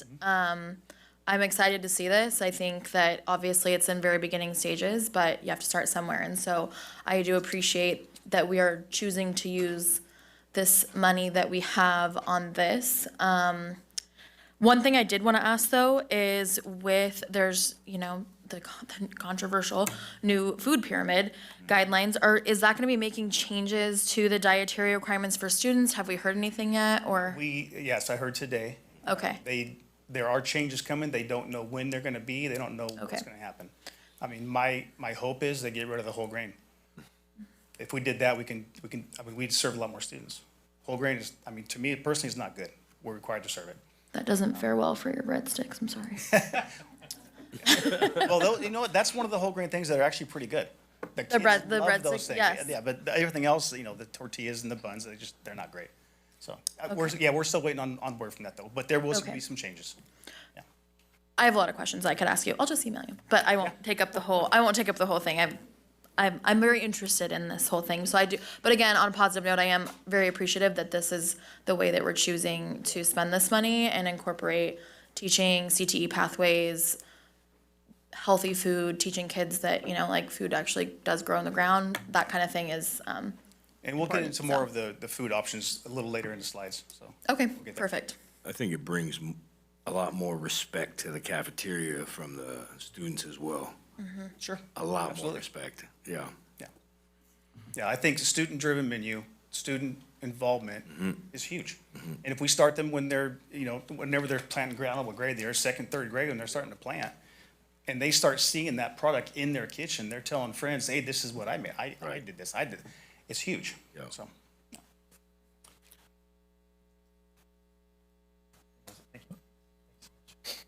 Okay, so one of the things we're looking at is getting a food truck. This is about the speed of service as well as expanding the meal quality. So there's a few things when designing a menu of what you put on that menu. That's the equipment you have, the season, the equipment you have to do it, the seasonal like items, the staff training, are they able to do these kind of things, right? So, and of course, if they like it or not. So what this offers us to do, I went down and toured one of the kitchens, or one of the food trucks in Sacramento. They rotate through their district, and they are able to offer them a hot cooked fresh meal, a different, unique option at each of their sites on a rotating basis. And I asked them, I said, does this even matter? Do you serve more students like this? And their participation was doubled at those sites when they've had the food trucks. There are more districts in the state now doing food trucks, because it does offer a unique serving opportunity. We're also, there's a way to do it to where we can actually cater events a little more stringent on the budget, but different requirements. But we are looking at getting that, looking into getting quotes on that. Those are coming in right now. And so one reason too, you see a normal food truck, it would like drive itself in most cases. So one of the reasons why we're looking at the trailer versus a actual food truck that drives itself and everything else is for the sheer fact of all the extra pieces that go along and restrictions and other red tape that you have to make sure that you're constantly following, whereas a trailer, you can just hitch it up and kind of take it where you need to go. It's just a lot of less DMV kind of regulations that are involved with those pieces. Yeah, the biggest thing was if we got a food truck we drove and that broke down, your food truck's down. If we get a trailer, fully equipped the exact same way, but about $150,000 less, you can just grab another truck and you tow it. So part of the spending plan is a trailer, it's fully equipped. It's got hot plates and burners and cold stations, refrigerators. It's got stereos. It's a full wrap. This is the mock-up what it could be. So, yeah, and so one of the things Mike kind of touched on too is it could be used for even big events. So if we know something's being hosted, we could bring it out and make sure that it's there and provides a nice presence. Also part of that too is the barbecue trailer equipment. So we can, we'll have flat tops. So one of the things, some ideas we're talking about doing is getting those barbecues out and doing barbecues instead of having something in the cafeteria for that day. So we would show up with the truck, we would barbecue. Our idea was, I think we talked about it at the farm, some of the stuff was doing some barbecue tri-tip for, one of the sites, hamburgers, chicken, that kind of stuff. The site would prepare, let's say they're doing salads, baked beans, corn, whatever, they'd bring that out, we'd serve it for the kids, it'd be an outdoor event, and just, again, something more unique, something, something different. So that was kind of our idea behind doing the food truck. which also it requires a lead food truck driver, which would be doing it dedicated 4 days a week. One day would be cleaning the truck, prepping for the events for the week. So that would be one full-time employee doing that. I have a question about the food truck driver. Yep. Don't need a special license, kind of like the van. Exactly. Right. Yep. Didn't last year, part of the plan was to buy a truck, and the board voted no and asked you to purchase another van instead? Are vans capable of having a tow hitch and towing a trailer? Or help, I'm a That's a little good ignorant question. on this I don't one, know. but if we've already kind of decided we don't need a truck, help me understand why we truly have to have a truck and there aren't other vehicles that can do this similar So thing. right now, we have two vans. So one van will be dedicated to the farm to school, one van dedicated to the transportation of meals from Argonaut to Independence High School. So those trucks are used, they will be used all the time. So in order to pull this, we would need a vehicle to do that. Yeah, and I don't think, and I don't know, I'm not a car expert, I'm not gonna lie on that one. But from my understanding, I don't believe that a van that we would get would have the towing capacity to be able to handle this. I think you would need a specialized truck to be able to do so. In addition, having a dedicated truck toward this particular vehicle, it helps with so many different things. Let's say an emergency comes up, you need to move it. So that way it's already attached, you don't even disconnect it, you just take it wherever it needs to go. So I think there's a lot of advantages to having a dedicated vehicle for both this food truck as well as the food trailer. And again, I think it comes down to towing capacity. We can look into that further, but I feel pretty confident on that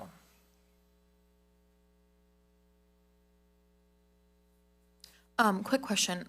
This might be kind of a dumb question, but could we potentially, like, if we've got this food truck trailer and this barbecue thing, like, for local children's events, could we, like, be contracted to go cook food and raise money for the schools?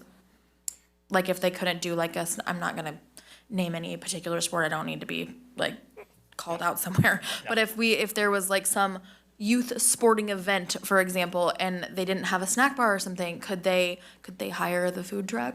So there's an option to use this as a catering, like Right. a catering event, which basically what it entails then, we have to do, everything is, I can't use any commodity stuff. So let's say whatever we bought has to be, we have to keep records of, okay, all these items Okay. here were for this event.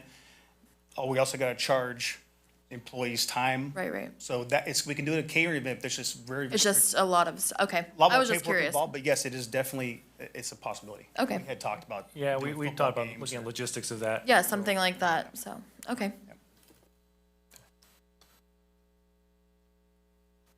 One more clarifying question, sorry, about this. You say 1 week at each school. Does that mean 1 week per month? Does that No. mean 1 week out of the That would, year? that'd be 4 days a week. So every Monday, they would come in, they would clean the truck, get it prepped for the week. And let's say whatever we did, Tuesday, Argonaut High School, Wednesday was Amador High School, Thursday was Ione Junior, Friday was Jackson Junior, whatever. So strictly the upper grades, But not, we can do, right now, we're looking at those 4. as a But starting we point? could, because they're close proximity is what it is. So if Pioneer, we could do them all. It's just a matter of how we want to schedule that out. Sure. Yeah, but our idea was to do every single school. And we're still debating if it's gonna be a breakfast or a lunch, so.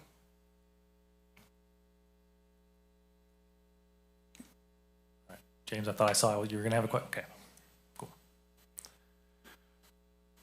Okay, and then so one of the things too we're looking at with Jackson Junior High specifically is expanding that kitchen out further and making it more of a central kitchen, which does open things up for helping support this food truck, but also adds additional space and availability for potential catering if we do go down that path. It is also a great opportunity to become a training or test kitchen. So as we have, as we're looking for as a new position potentially would be a food service or nutrition services lead, this person would be basically a staple of this kitchen and ideally help with training our staff throughout the year as well as prior to the year and for different new initiatives that we want to do. It also has potential for educational collaboration, could become a work study, or sorry, not work study, but workability program where we connect with other programs as opportunities. And then, as noted before, prepping for the food truck. I don't know if you want to add anything to that kitchen. No, I think that's covered it.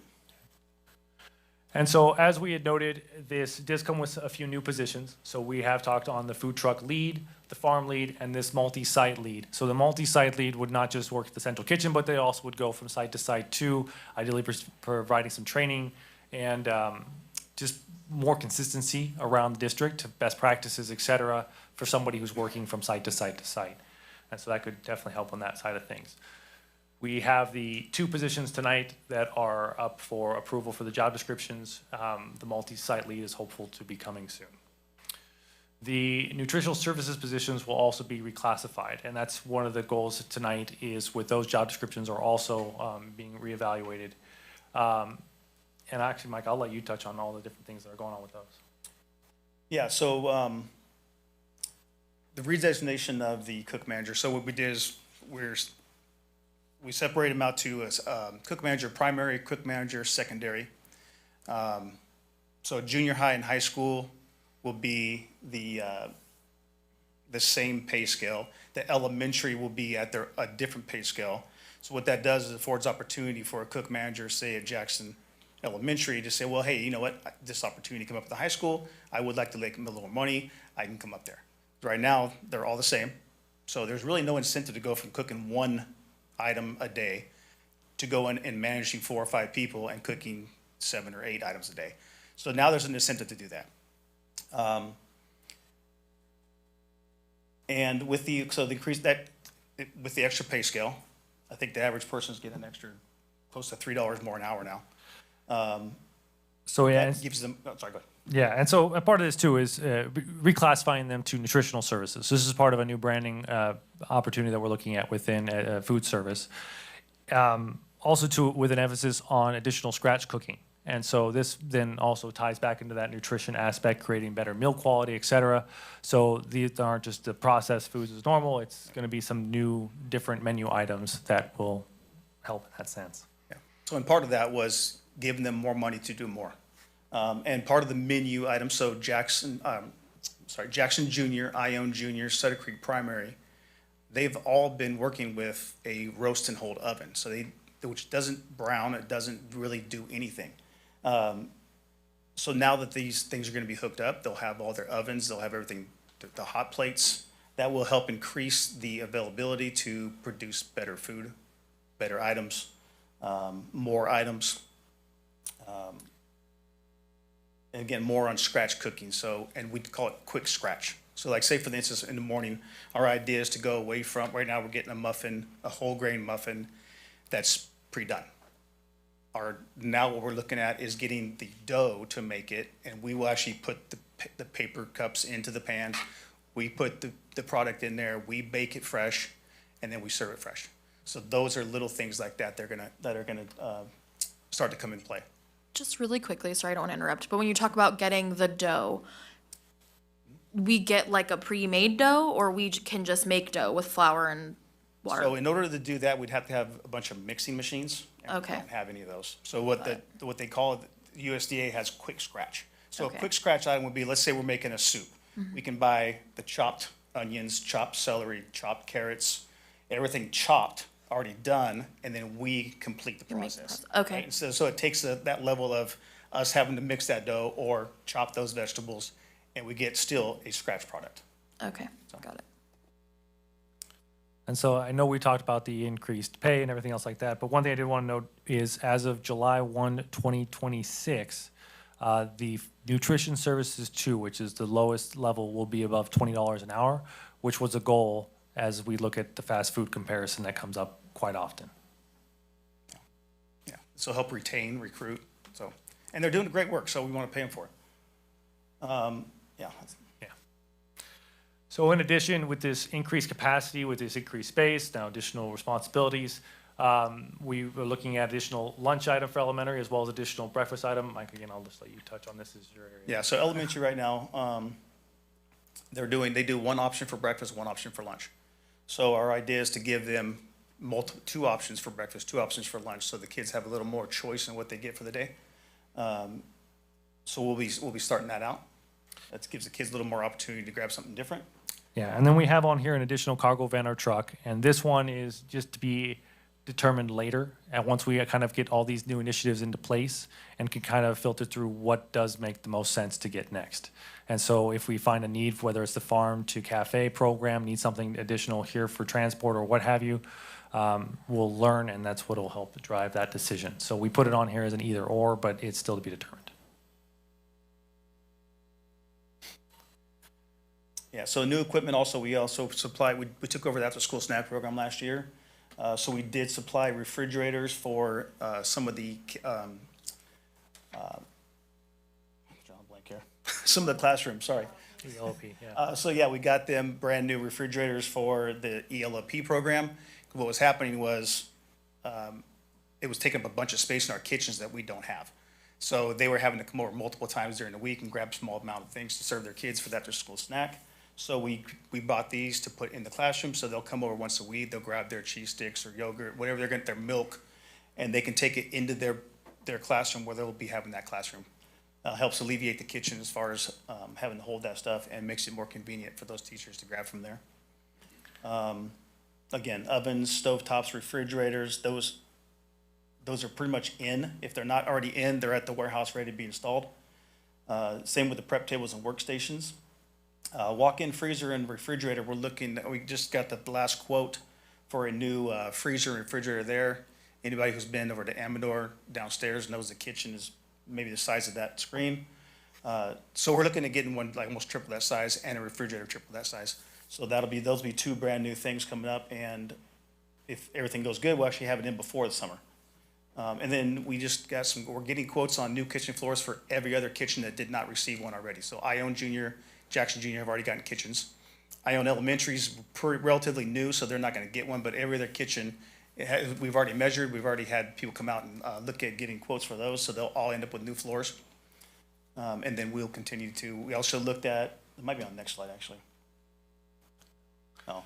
Well, we'll hop into this real quick too, but then we have personnel training, so we're looking at potentially additional days for this staff to come in early before school, really get prepped on new meals, new strategies of what we're looking at. That is definitely a negotiation piece, or at least it'll be a volunteer aspect, at least for now. And then also well as bringing outside trainers in. We have folks with great skill here, but it might be worthwhile to see what other best techniques and practices are. So we'll look to bring in other outside trainers to help develop our kitchen staff. Yeah. And then a part of these hookups that we're still waiting on here was part of electrical conversions. So some of the different new equipment that we're installing needs different capacity for our electrical panels. So we're getting those kind of redone at those couple of sites. And then backup generators are something we have as well, along with the food temperature monitoring system. If something were to go down power for an extended period of time, these backup generators would kick in and ideally help protect the food so we don't have those food cost loss. If you want to touch on these. Yeah, so this is part of the spending plan here was the wraps on the cargo vans as well as the food truck. That gives a little more, again, the personal touch in there. New point of sale systems. We actually had to buy new POSs for point of sale systems for each of the kitchens. They no longer supported the old Windows. I think it was Windows 10. So now those are all in. They're getting formatted now. So those will be out all the new sites. They'll all have new point of sales. We had a guy come in for redesign of kitchen, the countertops, and so basically when you walk in the kitchen, the first thing you see. They're a company that comes in and they can put pictures on the front based on your school, whatever you want to do for really. It's basically to make the cafeteria more look like like you would see at a college campus kind of thing. More heated. Well, so Amador High School would be the biggest one. Those counters, you've been there. The counters in front will be taken out, new floor put in, new counters put in that actually have hot wheels and cold wheels, wheels that are movable. The logo of the high school on the front of those things, there'll be murals in there. We actually have someone coming out. Actually, we're meeting Friday with the art teachers to do murals at the high schools in the cafeterias. You can go back one. Yep. Rebranding. Oh yeah. So the cafeteria tables. Since I've been here, the cafeteria tables have been here. They're not in the best shape. There's a company that can actually come in and put the logos of each school onto those tables. Some of them have USB ports, some have power ports. There's different designs we can do. We're looking at redesigning cafeterias that are pretty much only used for food service, because that way it's not getting moved around. The kids can come in, have more personal, just different seating arrangements, and just looks better in the cafeteria. So that's what we're looking at doing there. Also, with the people that came out and did the countertops and stuff, we actually have, they come up with there's a stationary stall that gets a permanent structure. Our idea right now was to do, unsure if we're gonna consolidate, but the two high schools, they come up with structures that are between they're 7 feet wide, so you can get to 14. And what happens is, these are actually permanent structures with a structure over the top, and it would be set in the back of the campus somewhere to alleviate that line for lunch. It's already, everything's in there, the serving line's in there, the refrigerators are in there, everything comes in, it'd be like an à la carte station. So kids can actually go on the other side of campus to alleviate some of the line that they're in line for, and to kind of spread the kids out through the site, because a lot of kids aren't eating, because you walk up and there's 100 kids in line, they're not gonna wait, or there's no time. So we're looking at offering multiple spots around campus for them to actually spread out and eat. Jackson Elementary is one that's gonna, again, I'm sure you guys have been in Jackson Elementary, that's our idea, one of two ideas. So if you're in the kitchen, the existing walk-in and the refrigerator are pretty close and they're pretty small. Our idea is to do some breakdown of the wall in there and make one long refrigerator / freezer to increase the capacity of what they're able to hold. We deliver them 2 times a week because there's no space there for one delivery. So we're looking to get a new refrigerator and freezer for them, on top of everything else they're already getting. And part of the school lunch movement smart lunch movement is to engage our teachers to do murals. Kid art. When you walk in, there's art from the kids have put in there that's it's theirs, visible in the kitchen. Again, we're meeting with our teacher on Friday to do 2 different murals at the high schools, student murals. So at this point, our next steps, we've already submitted our spending plan to the CDE as of November 15th, 2025, which is a regulatory requirement once we hit this excess. We wanted to bring it to the board tonight to share, as well as with the action items that are a part of it. So we will see the MOU for the Motherlode Land Trust, the reclassified and new job descriptions for our nutrition services, as well as the updated salary schedules that go along with those different job descriptions. And then upon board approval, we'll be posting the farm lead position immediately. The reclassified positions will be effective as of January 1, 2026. And then the food truck position would likely be posted closer to the start of the next fiscal year once we have the food truck and infrastructure in place with that. We are currently in the process of gathering bids, whether it's the food truck, the trailer, or other equipment and vehicles that we're looking at. And then as well, meeting with the art teachers, as Mike had already noted. So, and that's what we have for our food service spending plan.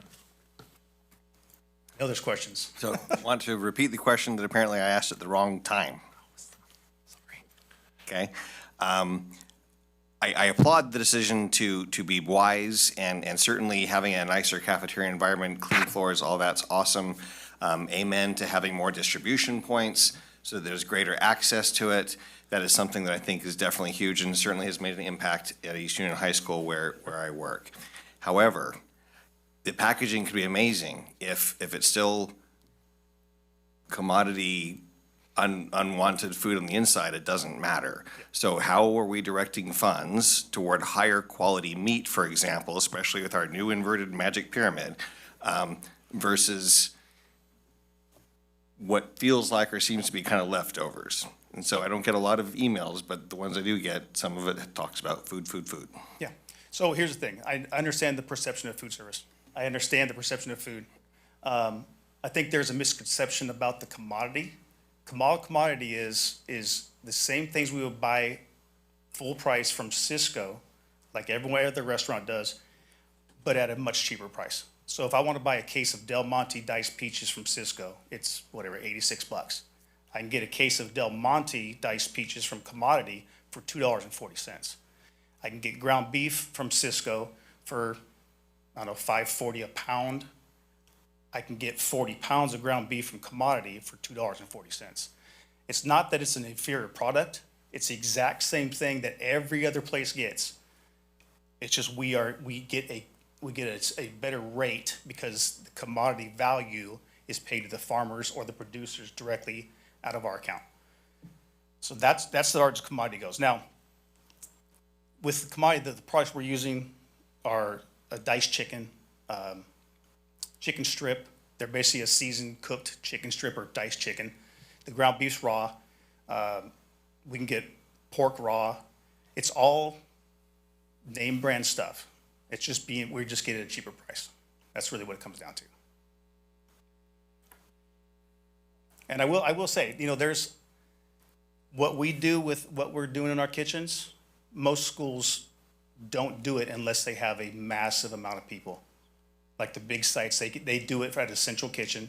It's all prepared. It's all sent out to each site. We're doing things individually at each site. And that's where we're leveraging the new equipment that we have in place here going on. It does provide more options for food that could be served at each of the different locations. In addition, the training that we want to do. It helps provide expertise to the menu, creates better menu items, more availability to construct the menu. And so ideally, with all these things combined, it should help to improve the product quality as well. Okay, any other questions or comments on here? I just want to say, I thank you for this, and I think it's very exciting to have improvements like this. I agree. I'm looking forward to seeing kind of what we can do with all of this. And I think being able to have these positions, paying people more, getting this training for the employees that are working in our kitchens can hopefully improve upon the food quality that we are putting out. Because I think we have the basics to be able to do it. I think we need to just build on those. So Yeah, and I'm gonna go back to what, I know you touched on one thing about the summer program, and the training for the, if we have people, if we are allowed to, well, not allowed to, when we can over the summer, the idea behind that test kitchen or extra hours is to have staff in there and say, okay, well, these 2 days, we're gonna pull the cook managers in, the ones responsible for the cooking. And here's the 10 new items or whatever we're gonna do, right? So I'll go in there, where we'll get stations set up, we will chop, we will dice, we will cook, we will present, we'll take pictures, they'll get a recipe, it'll be the. and they're gonna eat it too. Absolutely, yeah. Yeah. Absolutely. Perfect. I'll sample. Perfect. Absolutely. I'm just, I worked in, I waitressed my way through Yeah. lots No, of degrees. So I'm like, absolutely. this is through lots of college and such. I did a lot of taste testing on new menus. I think that's a great idea because if you don't want to eat it, who else wants to eat it? So I think that's a great idea. So I appreciate that. Yeah. So that training that will help out with more of that scratch cooking Sure. thing, right? Because right now it's like we start the menu, you're starting to school, it's a phone call, hey, this is how you do it, right? Because I can't train one. Right. They're all doing the same one on that same day.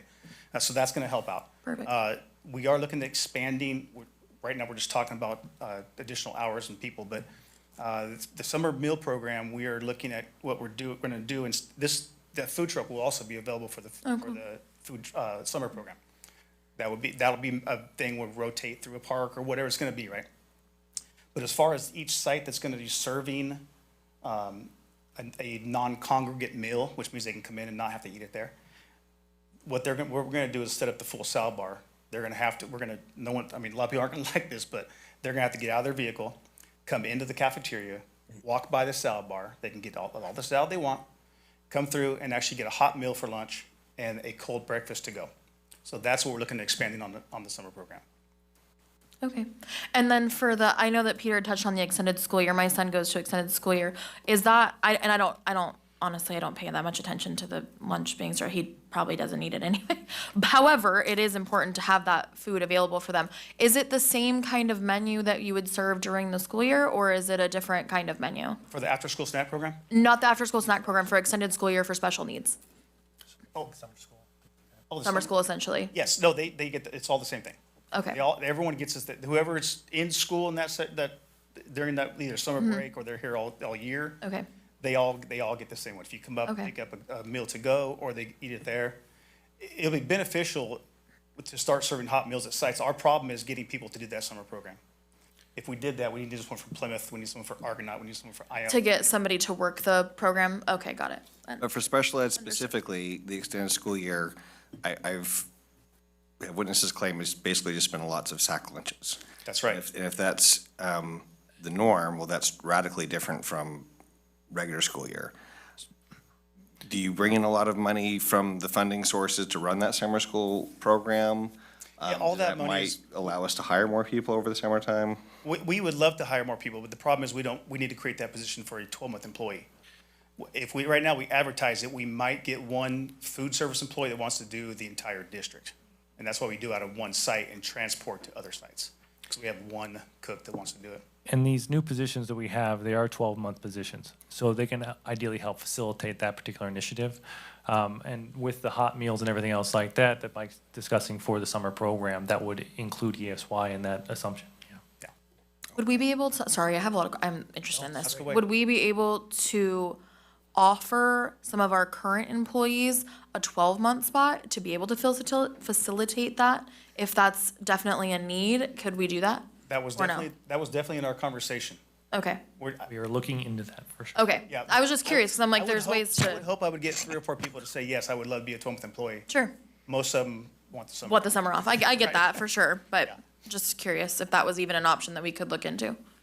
Well, and looking ahead, if these new positions are approved that are 12 months, current employees can also apply to those. Yeah, yeah, for sure. So I mean, those, they'll automatically have that room for advancement if they want it. Correct. But I'm just curious if we had this much need, if we we're required to do the summer meal program? Is that like a state thing, or we just choose to do The only that? thing I'm required to do is serve breakfast and lunch.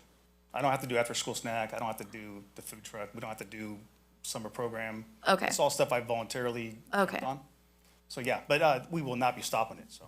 We would need to do lunch for extended school year. Yes, yes. But the summer meal Oh, absolutely. program that goes beyond the 15 days Yeah, let's, that we normally run Is extended just- school year is an it's an extra program. that- Okay, got it. Right. All right, that's what I was just curious about. Okay, thank you. You had mentioned earlier that students wait in line and then bail out because it's too long. I have, will this or any part of this stop the students that do wait in line and don't get to enjoy what was on the menu because they sold out or they ran out? yeah, so some of the things let's say we serve 300 students. I would love to be able to offer 300 salads, 300 pizzas, 300, we just can't, right? So we know what they're gonna eat more of, so we serve more of that item. Now, there are cases where a student might come out of class, the bell rings for lunch, and then they're out running around, they're playing, and decide, hey, I'm gonna come in last minute. They don't get their pizza, they're a little upset. But it's like, well, you gotta kind of get there. If that's the circumstance, it's understandable, but there always is something there. Absolutely. But those long lines of those students that wait and get up there for the burrito, let's say, and then they get in a PB&J, they're like, I don't want that. I just wasted my whole lunch, and I gotta go to class hungry. Yep. So we have an opportunity, we have, right now for breakfast, we're only doing 60%, average about 60% of the population of the school are eating breakfast. And about 52% are eating lunch. We're missing out on a huge opportunity. I hate to say I don't need the money, right? But it would be nice to feed all these kids. And the problem is, one is the line. 2 is, do I want to eat what's there today, right? And 3rd is, I've only got roughly 25 minutes to eat lunch. By the time that last person gets their lunch, the bell's ringing and they're eating on the run. So, I mean, there's, that we can't kind of help, but we can spread the wealth out through all the sites and get them in there more, give them more option to go. Yeah, we can definitely give them more options and then make them want to eat the food there. Yeah. So, Well, here's the thing, so we are required to give them one hot lunch. We serve like 7. So we try to go above and beyond to give kids the options. okay. Okay. As somebody that ate MREs for quite some time, I'm with you. I know. let's go. Yeah, I hear you. School lunch is good to me. Yeah. Okay, does anybody else have anything further on this slide? Okay. Thank you. Thank you guys very much for the work and for the presentation. Appreciate it. Great. Okay, next we're gonna move on to our action items. We have item number 1. There's a whole bunch of different parts. The MOU with CSEA 239, Nutrition Services Job Description Titles. Dr. Palazuelos. Good evening, trustees, and thankfully, you got to see a great presentation that has all the information that I'll be sharing. So a big thanks to our partners with CSEA Chapter 239. Through negotiations, we were able to reach agreement regarding all of these job descriptions here, enumerated A through H. You can see the titles. This took a lot of work at the table, and very appreciative of their work in not only getting this to their procedural requirement for approval through Policy 610, but also ratification through their members. So without further ado, we would recommend strong support and approval from all trustees regarding these new updated job descriptions. Okay, does anybody have any questions or comments on these? If not, we would just need a motion, and we can just approve these A through H together? Okay, Yes. perfect. If they choose to do it that way. Move to approve item 15.1, MOU CSEA 239 Nutrition Services Job Description Titles. Second. Okay. Okay. Okay, we would just need the vote. Peter? Yes. Ken? Yes. Shane? Yes. James? Aye. I'm also a yes. Okay, moving on, we have item 15.2, CSEA 239 salary schedule. Mr. Norton. Thank you, Board. And this is in conjunction with the job descriptions that were just approved. This now formalizes those on our salary schedule for this fiscal year as well as next fiscal year. So you'll see the changes on the different salary schedules. Okay, questions or comments? Nope, then we would just need a motion for the salary schedule. Motion to approve item 15.2 CSEA 239 salary schedule. Second. Okay, and the vote, Peter? Yes. Ken? Is this for A and B? Yes. Yes. Yes. Shane? Yes. James? Aye. I'm also a yes. Item 15.3, the MOU, ACUSD, and MLLT at the MOU. Thanks. So this would be the MOU that was referenced with Mrs. Gravette and Mr. Norton and everybody. This would be the 5-year MOU with Mother Lode Land Trust for the farm. I don't know if you have any further questions. Does anybody have anything else, any questions about this item? Is this limited to I think there were 5 organizations that were mentioned. Are you able to go to other farms within Amador County and utilize them, or is it just these 5? It's, is it just, I think, Yeah, we tried to make it general enough so it could be used on any of our land trust properties. Oh, perfect. Okay. So whether they be in Amador County or other county, we've got property in counties throughout the Sierra Nevadas. So there are certainly ones that are listed, but it's not exclusive to those. We're always taking on new properties, whether they be just conservation easements or in fee titles, so that could potentially change. So they couldn't be private farms in Amador County? Not a part of, unless they're associated with us in somehow. That would probably be a separate MOU that you all would have with individual organizations like Farms of Amador or individual farms. All right, thank you. Thank you.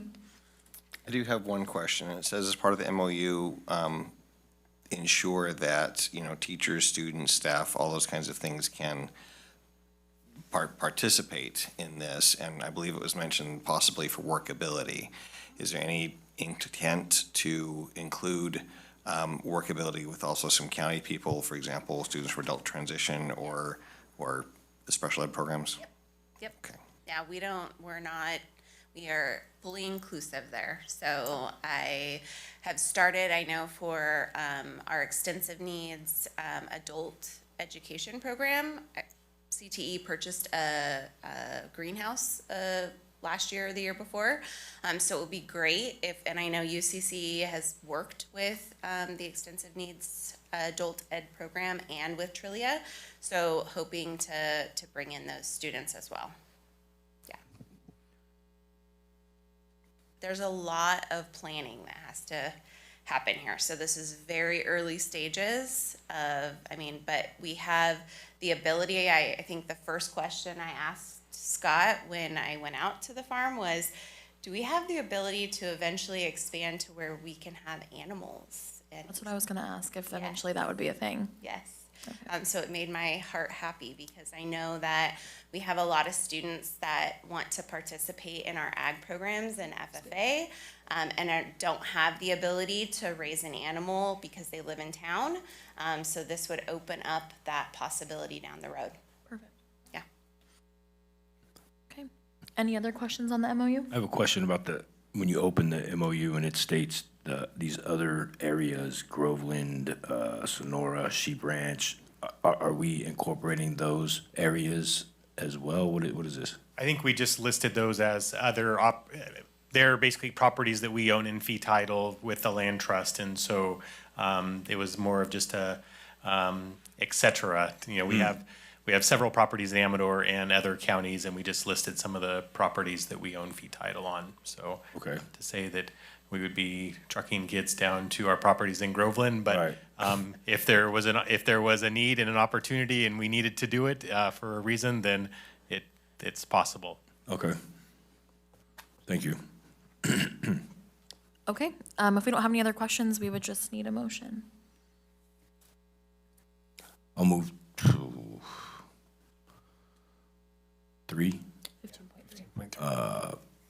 I move to approve agenda item 15.3, the MOU for ACUSD and MLLT, Motherlode Land Trust. I'll second. Second. Okay. We have a second, so we'll go ahead with the vote. Peter? Yes. Ken? Yes. Shane? Yes. James? Aye. I'm also a yes. Okay, next we're going to item 15.4, the short-term independent study policy and procedure. Ms. Horn? While I'm waiting for Haley to get that up, can I echo Claire and say, can we have the Bosco cheesesteaks back? As a former site principal, they were truly the best. Gotta say it. All right, so board, what you have before you tonight is, at the last meeting, we held a public hearing regarding short-term independent study, which is required by Ed Code. This is a presentation that was to follow that public hearing. In the interest of time, we decided to move it to this. So short-term independent study is not new. It has been around for a long time. It has gone through some different iterations, not the least of which was the effects of COVID had on this. The important thing to remember is as we talk about this, we currently already have board policy around short-term independent study, and we have to adjust it a little bit because the rules at the state level have changed. So that's what we're looking at tonight. Let's see if we can't get this to play nice. There we go. So just short-term independent study is temporary and it's an option for students.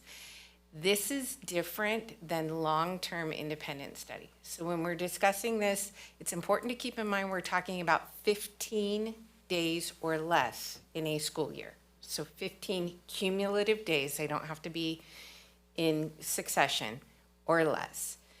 It allows for continuity of learning. The ed codes that govern this are listed there, and our current board policy is 6158 that has the language around short-term independent studies. On top of being governed by ed codes and board policy, it's reviewed by our auditors.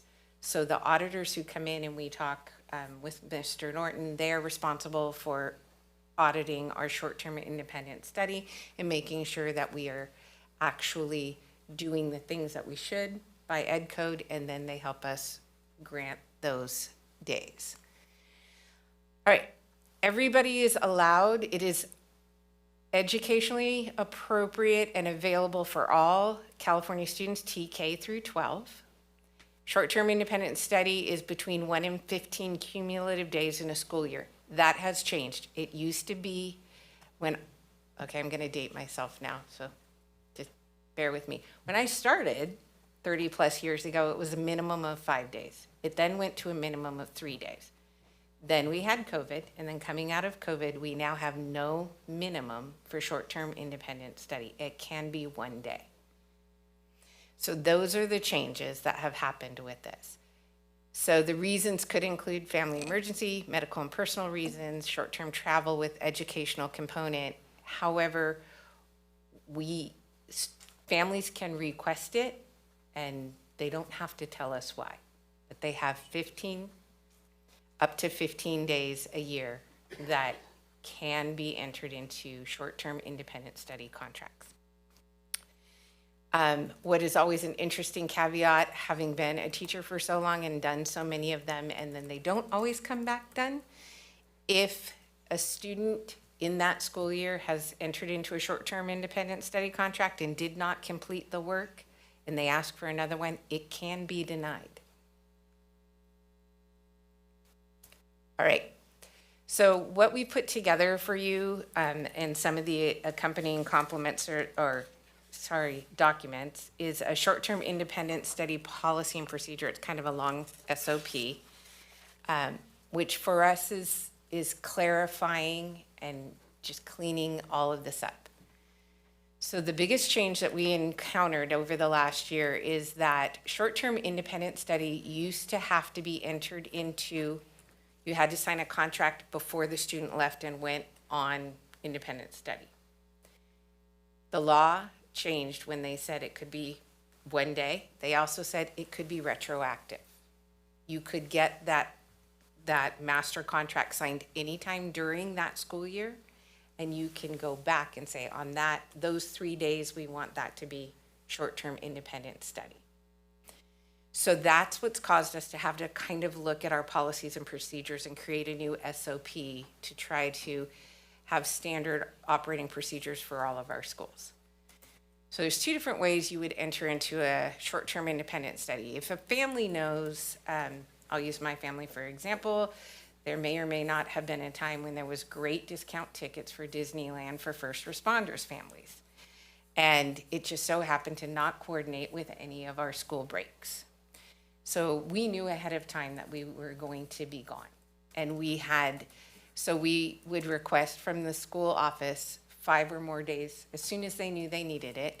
The master agreement would be signed, the work would be issued, the dates would be decided, and it would go as it normally had in the past. That's the way it's always functioned.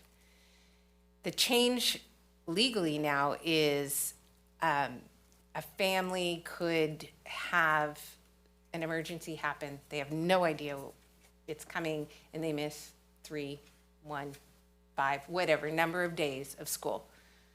Upon return to school, they can ask for an independent study contract to cover those missed days. They can be then given the work that was covered on those days, complete it, and be given the attendance credit for those days.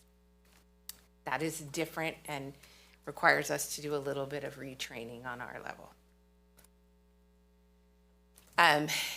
So attendance. When you say retraining, do you mean retraining of teachers and what they have to accept? For example, stuff that's already in the past, that kind of thing? Correct. And retraining for our policies of, we've never done it where they could ask for it retroactively. Okay.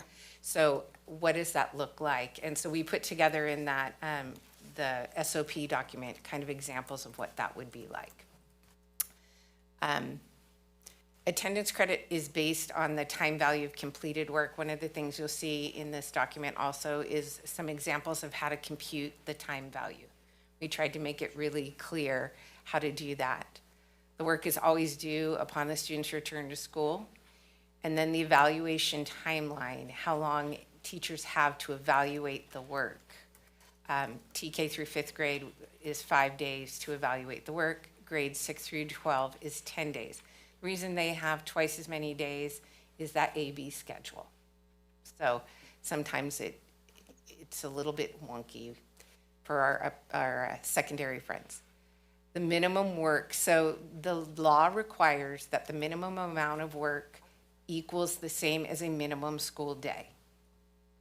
So for TK through 5th grade, They should have a minimum of 205 minutes of assigned work in a short-term independent study contract. Grade 6 through 12 is 240. And those are the number of minutes in a minimum day.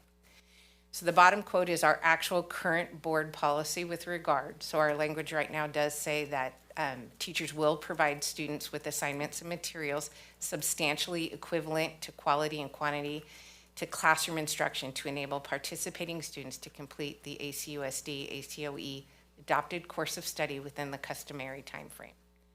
That is our current language, and that is not changing.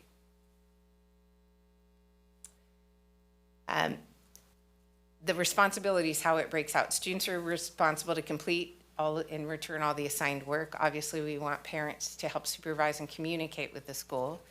And teachers are responsible to assign and evaluate the standards aligned work within those timeframes. It's important to note that students who have IEPs and 504s have equal access to short-term independent study and cannot be denied just because they may have different support needs.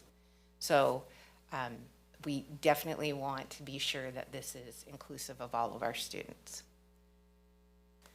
Often we're asked, why do we do this? So this is since 22, the average amount of ADA that we recoup each year through independent study contracts.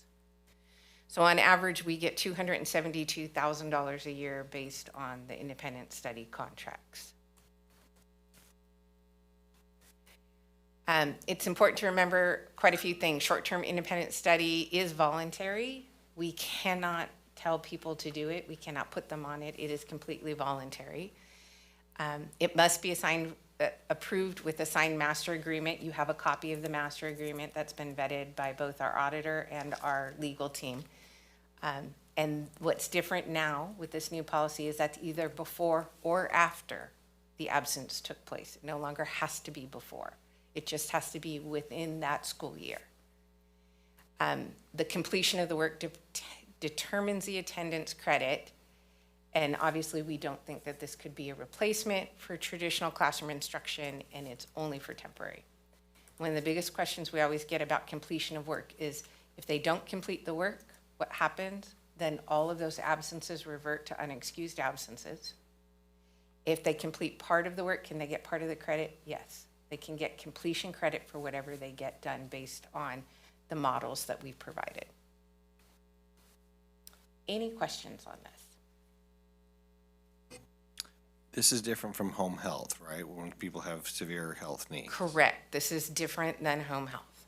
And so it is the practice in Manteca Unified when we have a long-term home health thing that we assign a teacher to actually coordinate, connect with the student home. In this case, it's strictly the classroom teacher to communicate, coordinate, all those kinds of things. Correct. So in most cases, I can speak to the elementary and then secondary there. It's a little bit different. Elementary, it's usually the attendance clerk who gets the initial, hey, we're going to be gone. We have a funeral to attend out of town. Can we have it for these days? The clerk then initiates the contract, gets it to the classroom teacher. Teacher provides the work, communicates with the students, and it's done that way.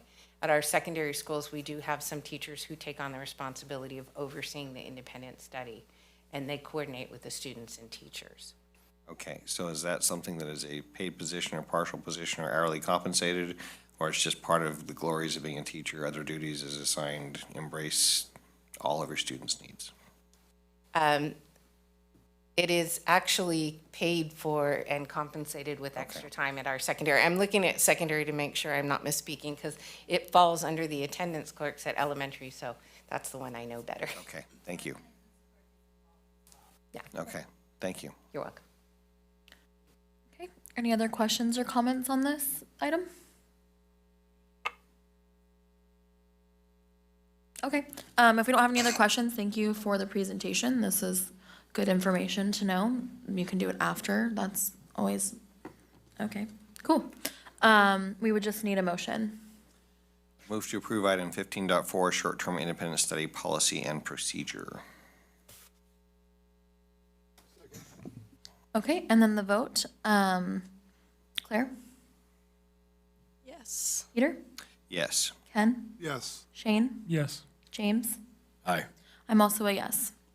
Okay, we're gonna move on to item 15.5, new course proposal. Ms. Horn and Ms. Gravette. Before we get started with the presentation, I do have a comment card. They'd like to come up together. Sylvia Sorensen and Dominique Wise.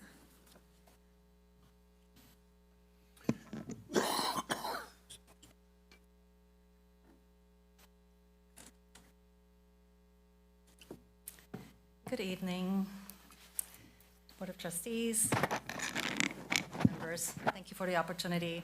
I'd like to address concerns regarding tonight's action item 15.5, the new course proposal introduced by Mrs. Horn and Mrs. Gravette.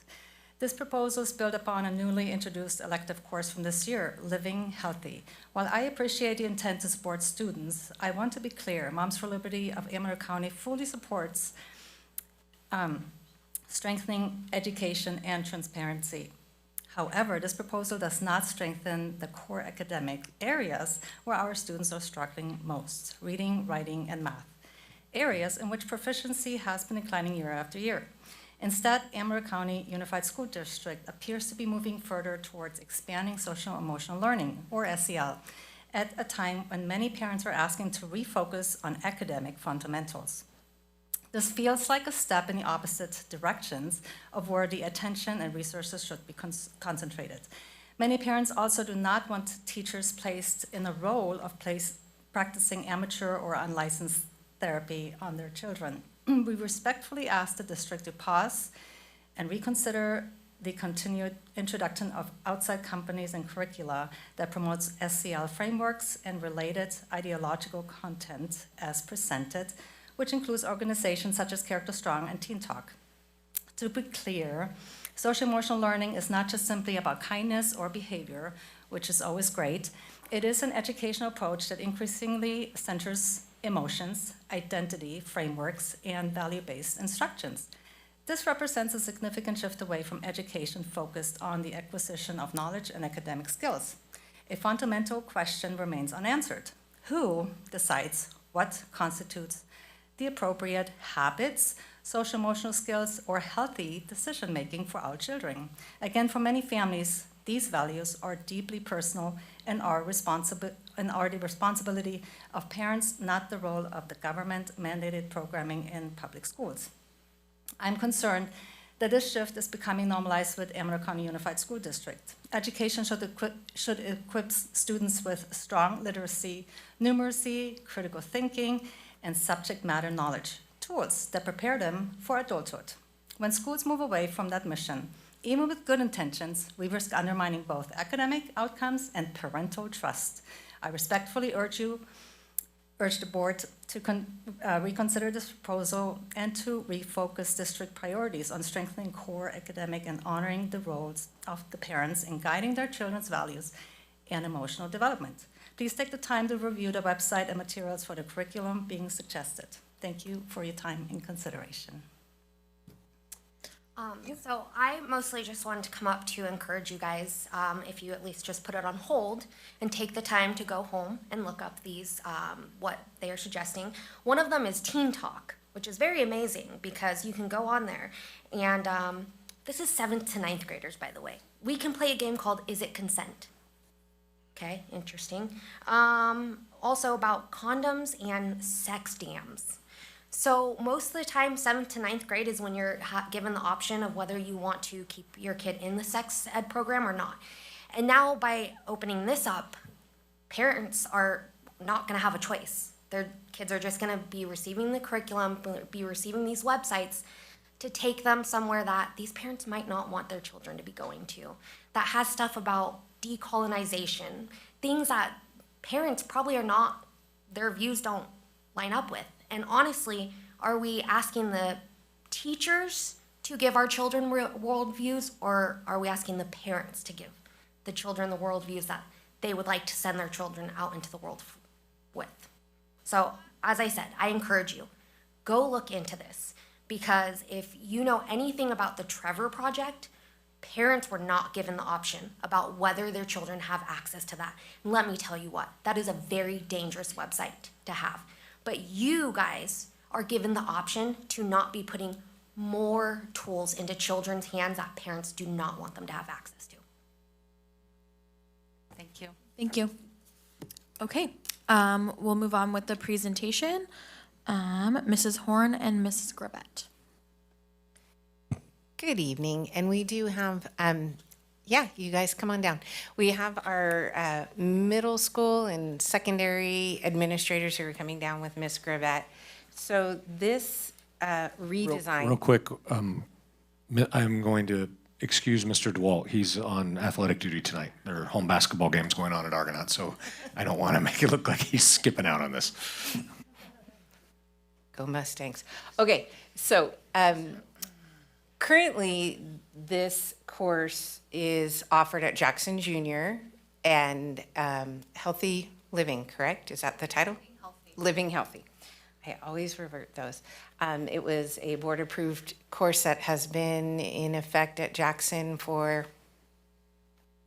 At least 5 years. A long time. at least 5 years, if not more.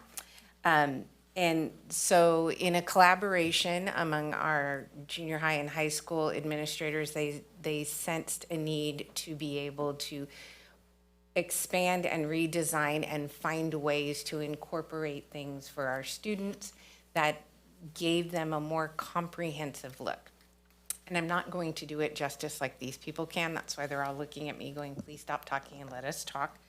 And I will in a minute. I do want to address the fact that all of the materials that are being used right now, if you look at the curriculum that will be used for this course, this curriculum has already been in use at the middle schools, and I believe each one of them came to the board at one point for board approval. So nothing outside of this came without board approval. And with regard to opting out, the board is very aware. I know that we've been talking about it. The rules are changing right now, but we are still under California. Parents have the right to opt their students out of any curriculum or studies or class period or presentation that they feel compromises their parental choices and values. So that doesn't change. So I'm going to stop talking and let the people who did all the work present to you this redesign of living healthy. Ms. Grabett, can you repeat what you had said with something that was already going on for 4 years at Argonaut? Is that what you said? A course? Oh, I think it was. Oh, her, yeah. Oh, I'm sorry, it was you? Yeah. Yes. What was it? I didn't hear. Living Healthy. Sorry, I'm just going to project. Living Healthy, taught by Leah Pearl for the past 5 years, which is really focused a lot on like health standards, and it's where we currently incorporate the California Healthy Youth Act requirements, and Teen Talk is our adopted curriculum for teaching those standards. Okay, I'm sorry, I thought I heard somebody say that it was at Argonaut for the last 4 years, it was at Jackson Junior High. Okay. But this also takes what came to the board last time, which was a updated graduation requirements. When we updated our grad requirements, we allowed for the option of a standalone health class or an embedded health class. So if one of our high schools or both of our high schools decide to not have a standalone health class, they are able to take the mandated health curriculum and embed it in either this class or in a PE class. It's up to their discretion and how they want to master schedule. So if this course being taught at the 9th grade level, if they have a standalone health class or choose to embed health in PE, which is a requirement, then the Teen Talk portion would not be part of the 9th grade class, if that makes any sense. Oh, okay. I'm gonna let Sinead kind of talk about what the idea One more is. quick question on the perhaps controversial Teen Talk Yes. curriculum. My son, who just graduated from high school in May, was in COVID land when they did the mandatory health thing in junior high. And so I had the privilege as his parent to be in the room when he experienced the, sexual responsibility, whatever you want to call it, abstinence, all the thing, right? Is it the same curriculum from 5-6 years ago, or Is it? Yeah. Or is it? Yes. Okay. Yeah. Thank you. Yep. Before you guys get going, Nikki, can you have everyone introduce themselves? Oh, I'm of not sure the course. board's Sorry. familiar with all of our Sorry, I will. guests. Yep, go for it. Butch Wagner, Principal, Ion Jr. Sinead Clement, Principal, Jackson Jr. I'm Caleb Gagel, the principal at Amador High School. And Daryl Lee, Vice Principal at Ion Jr. Okay. Ready? So everybody's kind of Mrs. Horn gave a great overview of what the course is. It's our idea in this collaborative effort was to take what had been kind of two fragmented courses and have more of a streamlined approach, so that we're starting in 7th grade and working our way up to 9th grade. The list of curriculum that you see in the back, things like AVID is these strategies important for all of our students to learn. So it would kind of be a place that we would start our Wicker strategies and kind of an AVID implementation. Next generation finance. This is super important, especially for our 9th grade kids as they get into high school, to learn about financial literacy and importance of finance. CCGI, which is an initiative that we launched. It went live here in August of this school year. This is the ability for kids to access a free platform that it talks to our ARIES system and there's a data pool that students are able to then create four-year plans within the platform to determine if they have an interest to go to a four-year university, if they have an interest to go into a particular workforce field. They continue to do different types of quick assessments of career interest inventories. And then it aligns the classes that they're taking at the junior high and high school to match up with what their interest is for after high school. So it's this really cool platform that we can start using as early as elementary school, but what we've launched, it's active right now for our 7th through 12th grade students. They can also use the platform to apply for college if they want. It pulls their data from their transcripts from here. So it helps to streamline that application a little bit easier. So that would be a potential aspect of this course starting in 7th grade. And then Common Sense Digital Literacy and Citizenship, which are free online materials. So I'm gonna let Sinead kind of talk about junior high, and then if you have any, or we can start with questions, I don't know, whatever you want. Yeah. So I'll just share a little bit of our thinking about why we wanted to rebrand Living Healthy into more of a Skills for Adolescents class. You know, junior high, 7th through 9th grade, they're really like transition years. And there are a lot of skills that kids need to be successful learners and like healthy adults. And we're getting, it's a great thing, lots of resources provided to us by the state, like the Next Gen Personal Finance, CCGI.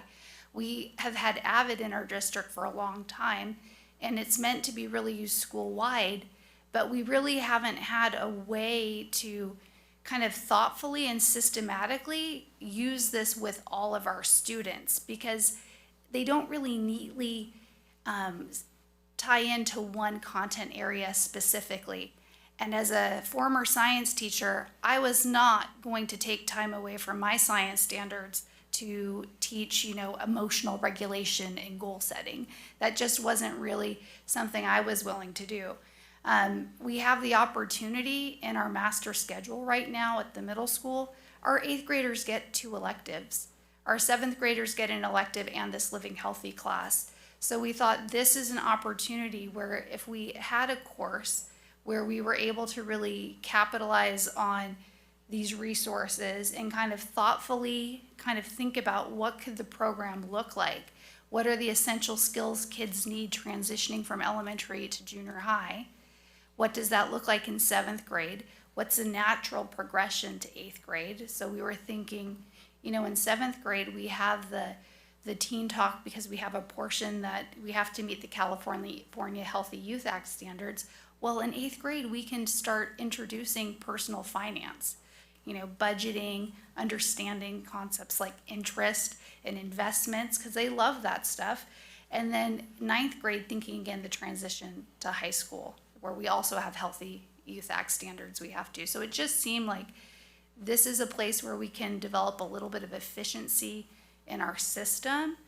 And the other piece too, we see a lot of kids now who are living in a world where they're interacting with the internet and a world out there that they have to develop skills and to make sure that they're good digital citizens as well as like good in-person citizens and all of that. So we saw this course as a place to do that, where it would live.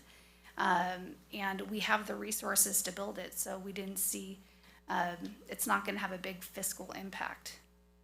So that was just our kind of thinking about why we would want to create this course.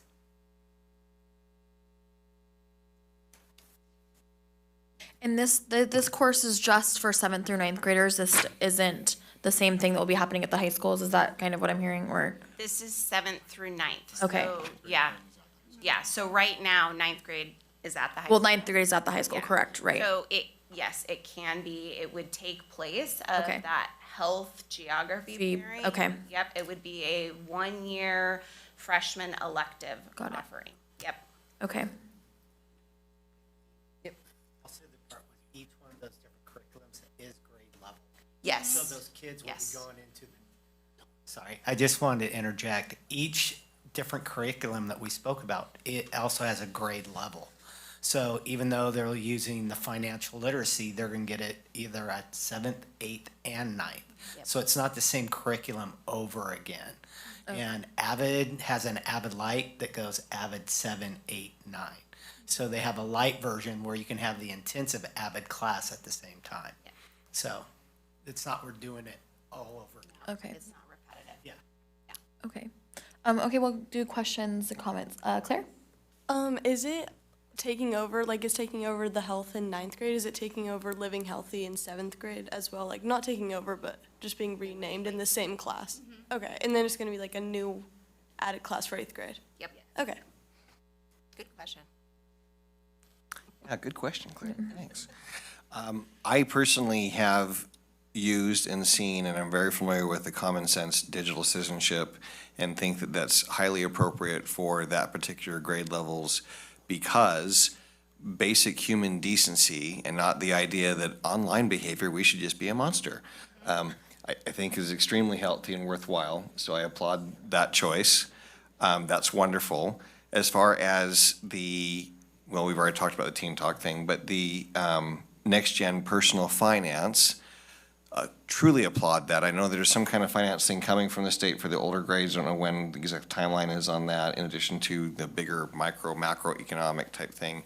But certainly, nearly every criticism I've heard about public school in general is that we fail to take care of the thing that matters most, which is teach kids about money, don't ruin your life with bad credit decisions, those kinds of things. So great. Excited to see good things happen here.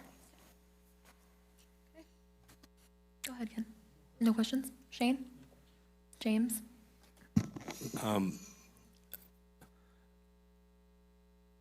The personal finance that we currently have in the high schools, I hear it's a lot of counting change. Is that what we're gonna be doing here? Kids coming into a classroom, sitting down, counting buckets of change? Yeah.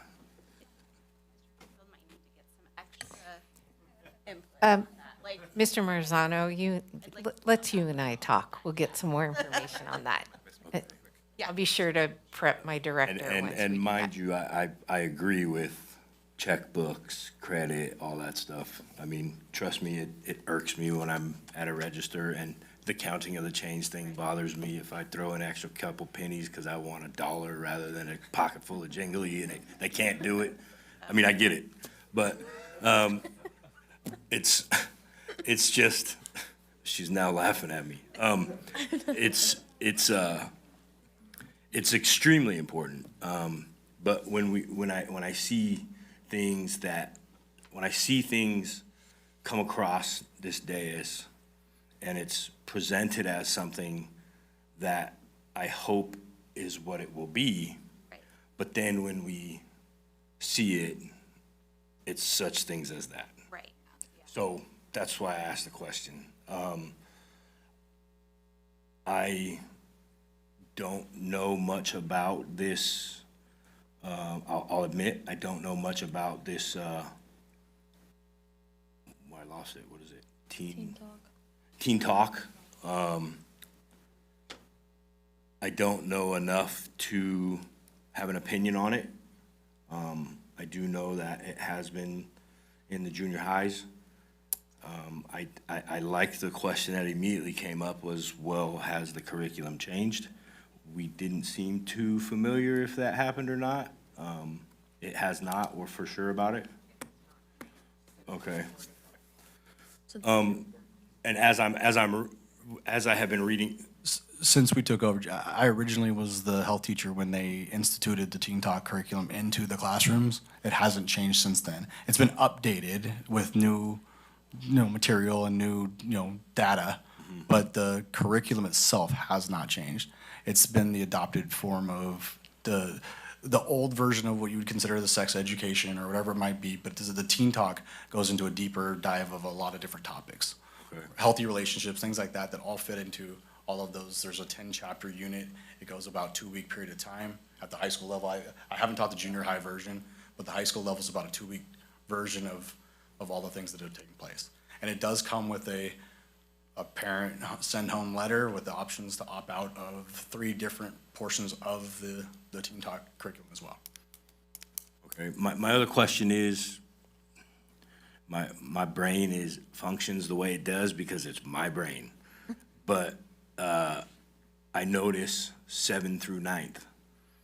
Coincidentally, it's the C words, grade level that were, does that have anything to do with it? I think it has more to do with what Sinead had touched on, that we have the statutory requirements in 7th and 9th grade for Teen Talk.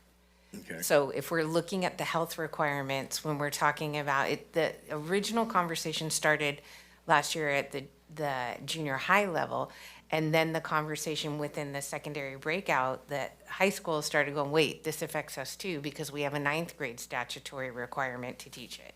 So that's where that collaboration started. It was more, this predates that conversation, to be completely transparent with you. Yeah. Long before we had that conversation in June where I introduced that model the very first time, this had already been in the works. My brain thinks of things before the community starts to gossip, so that's why I asked it. There you go. There you go. No, this more has to do with that we have that statutory requirement, and in conjunction, while all of this was working, Nikki was doing her work with the grad requirements. So remember when we took that 0.5 away and we were talking about where is that coming? And I hinted, next month, you're going to hear about a class. This is that class that I hinted about last month. Okay, all right. I feel comfortable with that. Okay, thank you. Those were the questions. You already answered my question about, will there be a course syllabus where parents are able to see each of the topics that are being discussed and choose if they would like their student to participate? And I'm going to assume that they would have an alternative assignment if that's not what they're doing. Okay. And then, again, I've got children that are all under 6, so I'm not familiar with Teen Talk. And I've been out of the junior high for a little while, so I'm probably not gonna look it up on my, I actually might. I lied. I should not say that. I might. Now I'm interested. Is Teen Talk required by the state? Is that something that or is that what we have chosen to fulfill the state's requirement? Does that make sense? Yep, it makes perfect sense. This was the choice of the district to fulfill the statutory requirements of the state. Okay. Was it chosen out of a list of others that was provided by the state? Yes. Oh, that makes sense. Okay, got it. Okay, I don't have any other questions. Does anybody else have anything? Okay, thank you guys for explaining and coming. Appreciate it. We would just need a motion for this course proposal. Oh, sorry, before you start that, when is this gonna be, what, next year implementation? Okay, got it, okay. All right, go ahead. I move that we approve item 15.5, new course proposal. Second. Okay, and the vote, Claire, Yes. Peter, Yes. Ken, Yes. Shane, Yes. James. No. I'm also a no, and it's not because I don't appreciate the new course, but just on a personal level, no. But the motion passes. Is there a way that we can educate, I can educate myself on what this is, maybe? Absolutely. Point We me have the materials available in my office. Okay. And I was going to extend to you, at any point, if you'd like to come in, you can see all the materials. Okay. They're on the shelf right in. I'll email you. Thank you. Perfect, thank you. Okay, moving on, we have item 15.6, University of Phoenix School Affiliation Agreement, Dr. Palazuelos. Good evening, trustees. This is a school affiliation agreement with the University of Phoenix. There's no fiscal implication or cost to the district. It's to be able to help us in our ability to recruit, retrain, and prepare counseling, administration, teaching, and other observation experiences associated with the University of Phoenix. There is no date for termination. It can be terminated with a 30-day prior written notice by either party with intention to terminate. We request consideration and approval for this particular agreement. Okay, any questions or comments on this? If not, we would just need a motion. Make a motion that we approve item 15.6, University of Phoenix School Affiliation Agreement. Second. Okay, and the vote, Claire, Yes. Peter, Yes. Ken, Yes. Shane, Yes. James. I'm also a yes. Next, we're gonna move on to 15.7, Grand Canyon University Participants in Learning, Leading, and Serving MOU, Dr. Palazuelos. Good evening again, trustees. So this is a very unique MOU. We already have a partnership with Grand Canyon University.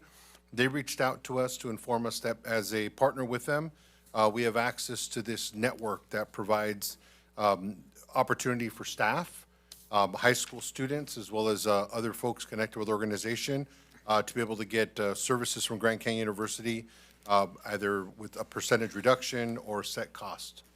There is no contribution or requirement on our part. It's just a recognition at a board level, at this case, an approval, giving us the ability to be able to do this. We have a similar agreement with another institution as well. This is part of some of the marketing that these institutions are doing to be able to provide greater offerings and expand the ability for staff and more importantly, even some of our students to gain access to some of their programs. There's no fiscal implication to the district, and we recommend approval. It'd be an awesome opportunity for any of our staff, their families, as well as any of our potential students or potential future Grand Canyon University students. Okay, questions or comments here? If not, we would just need a motion. Move to approve item 15.7, Grand Canyon University Participants in Leading, Learning, and Serving MOU. Second. Okay, and the vote, Claire, Yes. Peter, Yes. Ken, Yes. Shane, Yes. James. Thank you for explaining why it was back on the agenda, because I was thinking the same thing. Aye. I'm also a yes. Okay, and then 15.8, Sacramento County Office of Education Leadership Institute MOU. Thank you, trustees. This is a very specific MOU. This particular memorandum of understanding would provide us with an opportunity to partner with the Sacramento County Office of Education. They have a leadership institute, so this would be specifically for individuals that are interested in obtaining a preliminary administrative services credential. This is a CTC-approved program through the Sacramento County Office of Education. They are much larger than us. They have the bandwidth to provide it. This gives us an ability to be able to partner with them. And if we have any prospective administrators, folks that are interested in administration, be able to access a program that we feel will be a good partner with us. So we recommend approval. There are no fiscal implications. It's just a really unique opportunity to support any promising upcoming administrators. Okay, perfect. Questions or comments on this item? If not, we would just need a motion. I'll move to approve agenda 15.8. You gotta scroll super far up to see what one we're on. 15.8, Sac County Office of Education Leadership Institute MOU. Second. Okay, and the vote, Claire? Yes. Peter? Yes. Ken? Yes. Shane? Yes. James? Aye. I'm also a yes. Thank you, trustees. Okay, moving on to item 16, board policy updates. Okay, so we're back in that mode of approvals and first readings. So we're focused right now on 16.1, items A through E. It's been a while. Our December meeting, we had a first reading on these items. So tonight is the board's opportunity for any other input prior to approval. I don't have anything specific to present, but if you have any questions, we can go through those, and then we recommend approval of this item. I'm sorry, Mr. Crisfield, I was trying to determine if we needed to extend some time or not. You are correct. Yes, so let's, Yeah. let's do that first. Can we just get a motion to extend the time? Just say 30 minutes, but I think we'll be, Thank you, Shane, for the reminder. yes, appreciate that. Move to extend the time for 30 minutes till 10:03. Second. Okay, and the vote, Claire? Yeah. Ken? Yes. Shane? Yes. James? Yeah. I'm also a yeah. Okay. Okay, so back to this, again, no formal presentation. This is a second reading and hopeful approval of these items on 16.1. Okay, does anybody have any questions or comments on this series of board policy? It would be 16.1 A through E. A through E. No questions? No questions. Then we would just need a motion for this item. So moved. Move to approve 16. So moved. Oh, you want me to say it? Yes, I'm, thank you. I move to approve agenda item 2. No, 16.1. Oh my God, there's so many. 16.1, all of them. Okay. Second. Okay, in the vote, Claire? Yes. Ken? Yes. Shane? James? Aye. I'm also a yes. Peter? Yes. Okay. You got back just in time. All right, moving on to item 16.2, the first reading of board policies. This is discussion only. Yeah, so these are more recommendations for board policy changes. We have a whole gamut of policies in the 3,000 series, 5,000 series, and one in the 6,000 series. Not asking for board approval tonight. Per our new protocol, this is a first reading, and any feedback or changes, and we would look at that for our next board meeting. We would bring these back for approval. Okay. If we don't have any further comment on that, we will just go ahead and move to our board reports. Mr. Critchfield? Yeah, I'll keep it brief. We had a lot going on tonight. I first want to thank our secondary team, especially for hanging out that long. I just want to highlight the fact that all of our secondary administrators and Mrs. Gravett and Mrs. Horn were all involved in that new course. And I know there's controversy about it, and we take the opt-out of parents super seriously, and our teachers do a good job of communicating.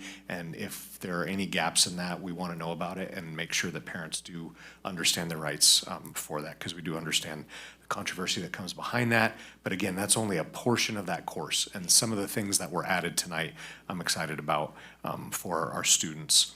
And then the big part of the meeting was on food service. I mean, we normally don't spend that much time. And I mean, to see Mike Pingree, Nikki Gravett, Robert Norton, and Mr. Scott Onetto from Motherwell Land Trust all giving their input and what's going on. I mean, this is, we've never done anything like this to my knowledge. This is really exciting. And I loved the distinction Mr. Onetto said. This is not gardening, this is agriculture. And this is not to diminish school gardens. I think it's great what so many of our school gardens do, but to then ramp this up into actual agriculture, this is really exciting. So I just want to thank everybody. There were a lot of moving pieces and parts to make this happen.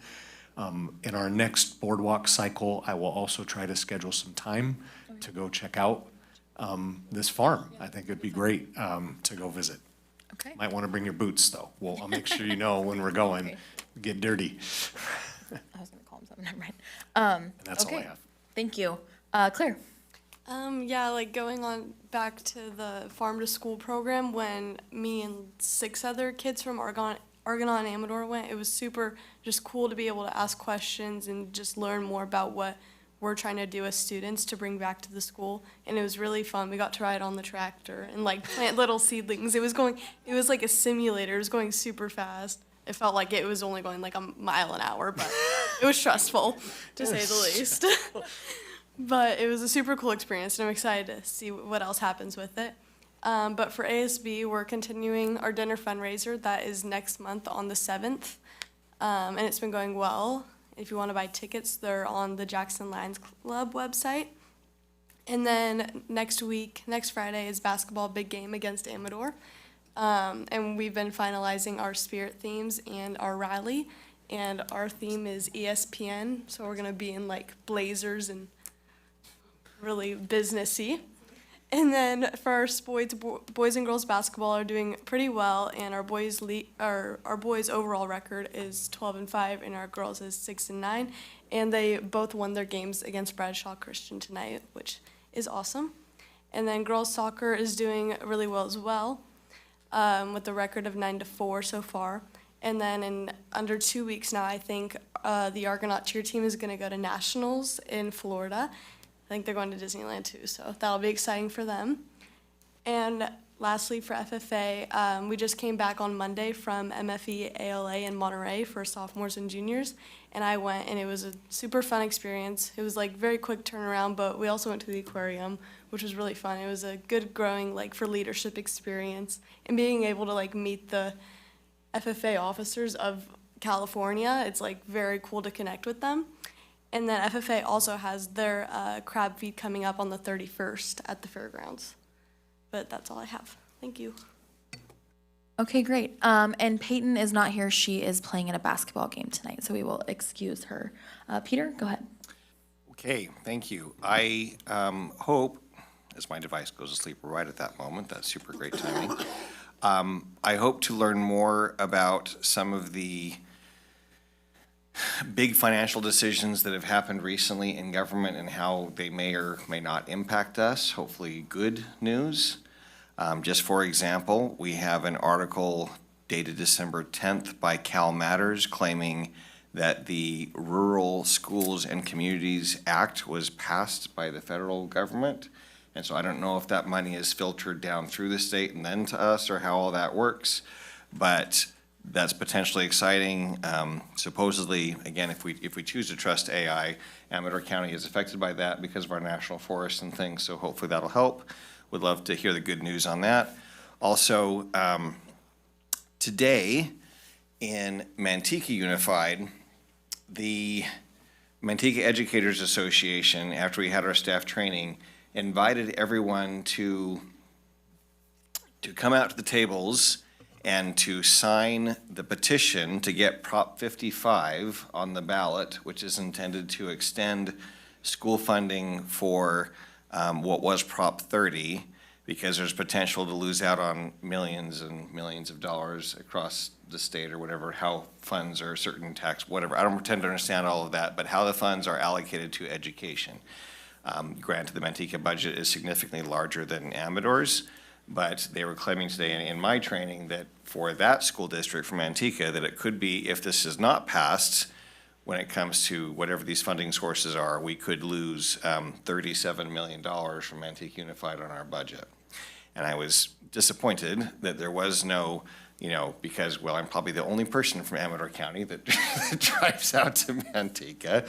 There was no little petition for me to sign to get it on the ballot. So I confess, and I'm happy to be corrected, Mr. Critchfield, if I shouldn't be talking about this, but I'm sure it might have some impact upon our district. And I knocked doors when it was time to ask people to vote for me, and I'm happy to go knock doors again if this is a dire need. And if Amador, who's already kind of stretched pretty thin, if we need to try to step up and at least educate the community and invite them to have the opportunity to sign a petition to get Prop 55 on the ballot to extend additional school funding from those sources, then I'm happy to rally behind that. So I would love to To whatever degree it's not considered a conflict of interest or how that works, or certainly I can talk to Ms. Jensen, but want to know what can be done if possible, because certainly regardless of, and it took me a moment, James, forgive me for my brain slow processing, but it took me a moment when you were like, the C word,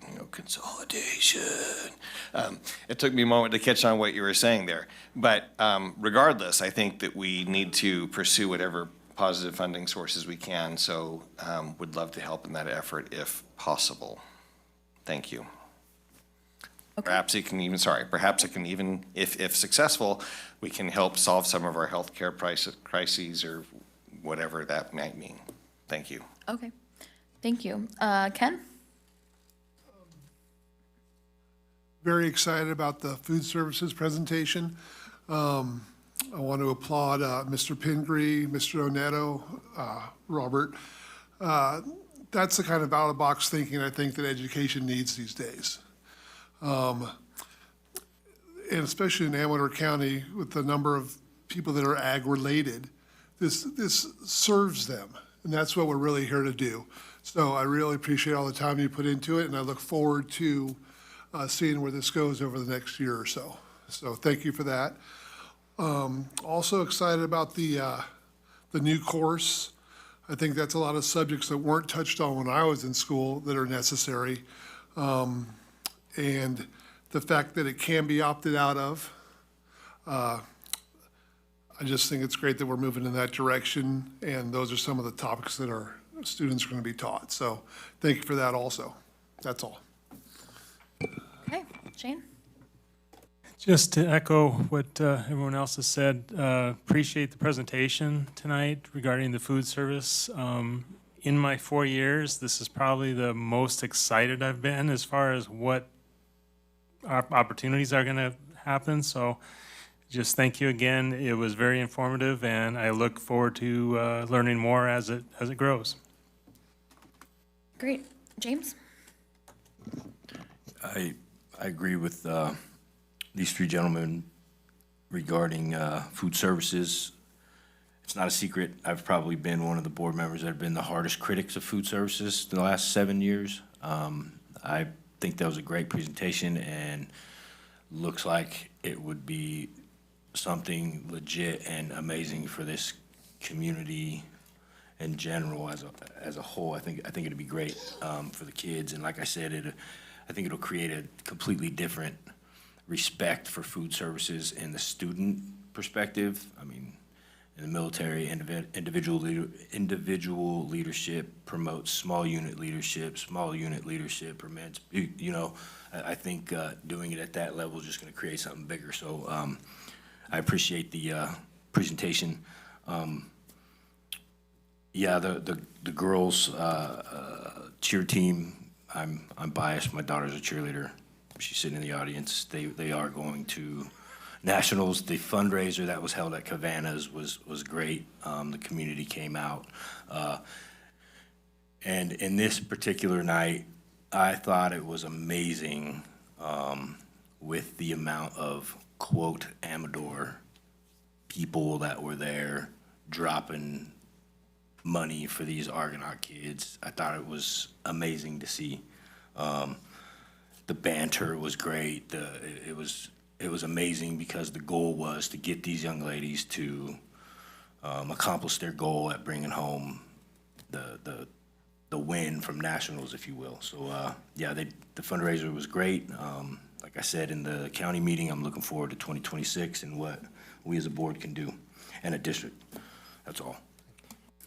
Okay, I will echo what they said. I thought that I know that a lot of times we get bogged down with some more negative topics and back and forths and this, that, and the other, but I did think the food services thing was great. I, with James, have often commented on school food and such. I've been around for the taste testing at different site visits and stuff.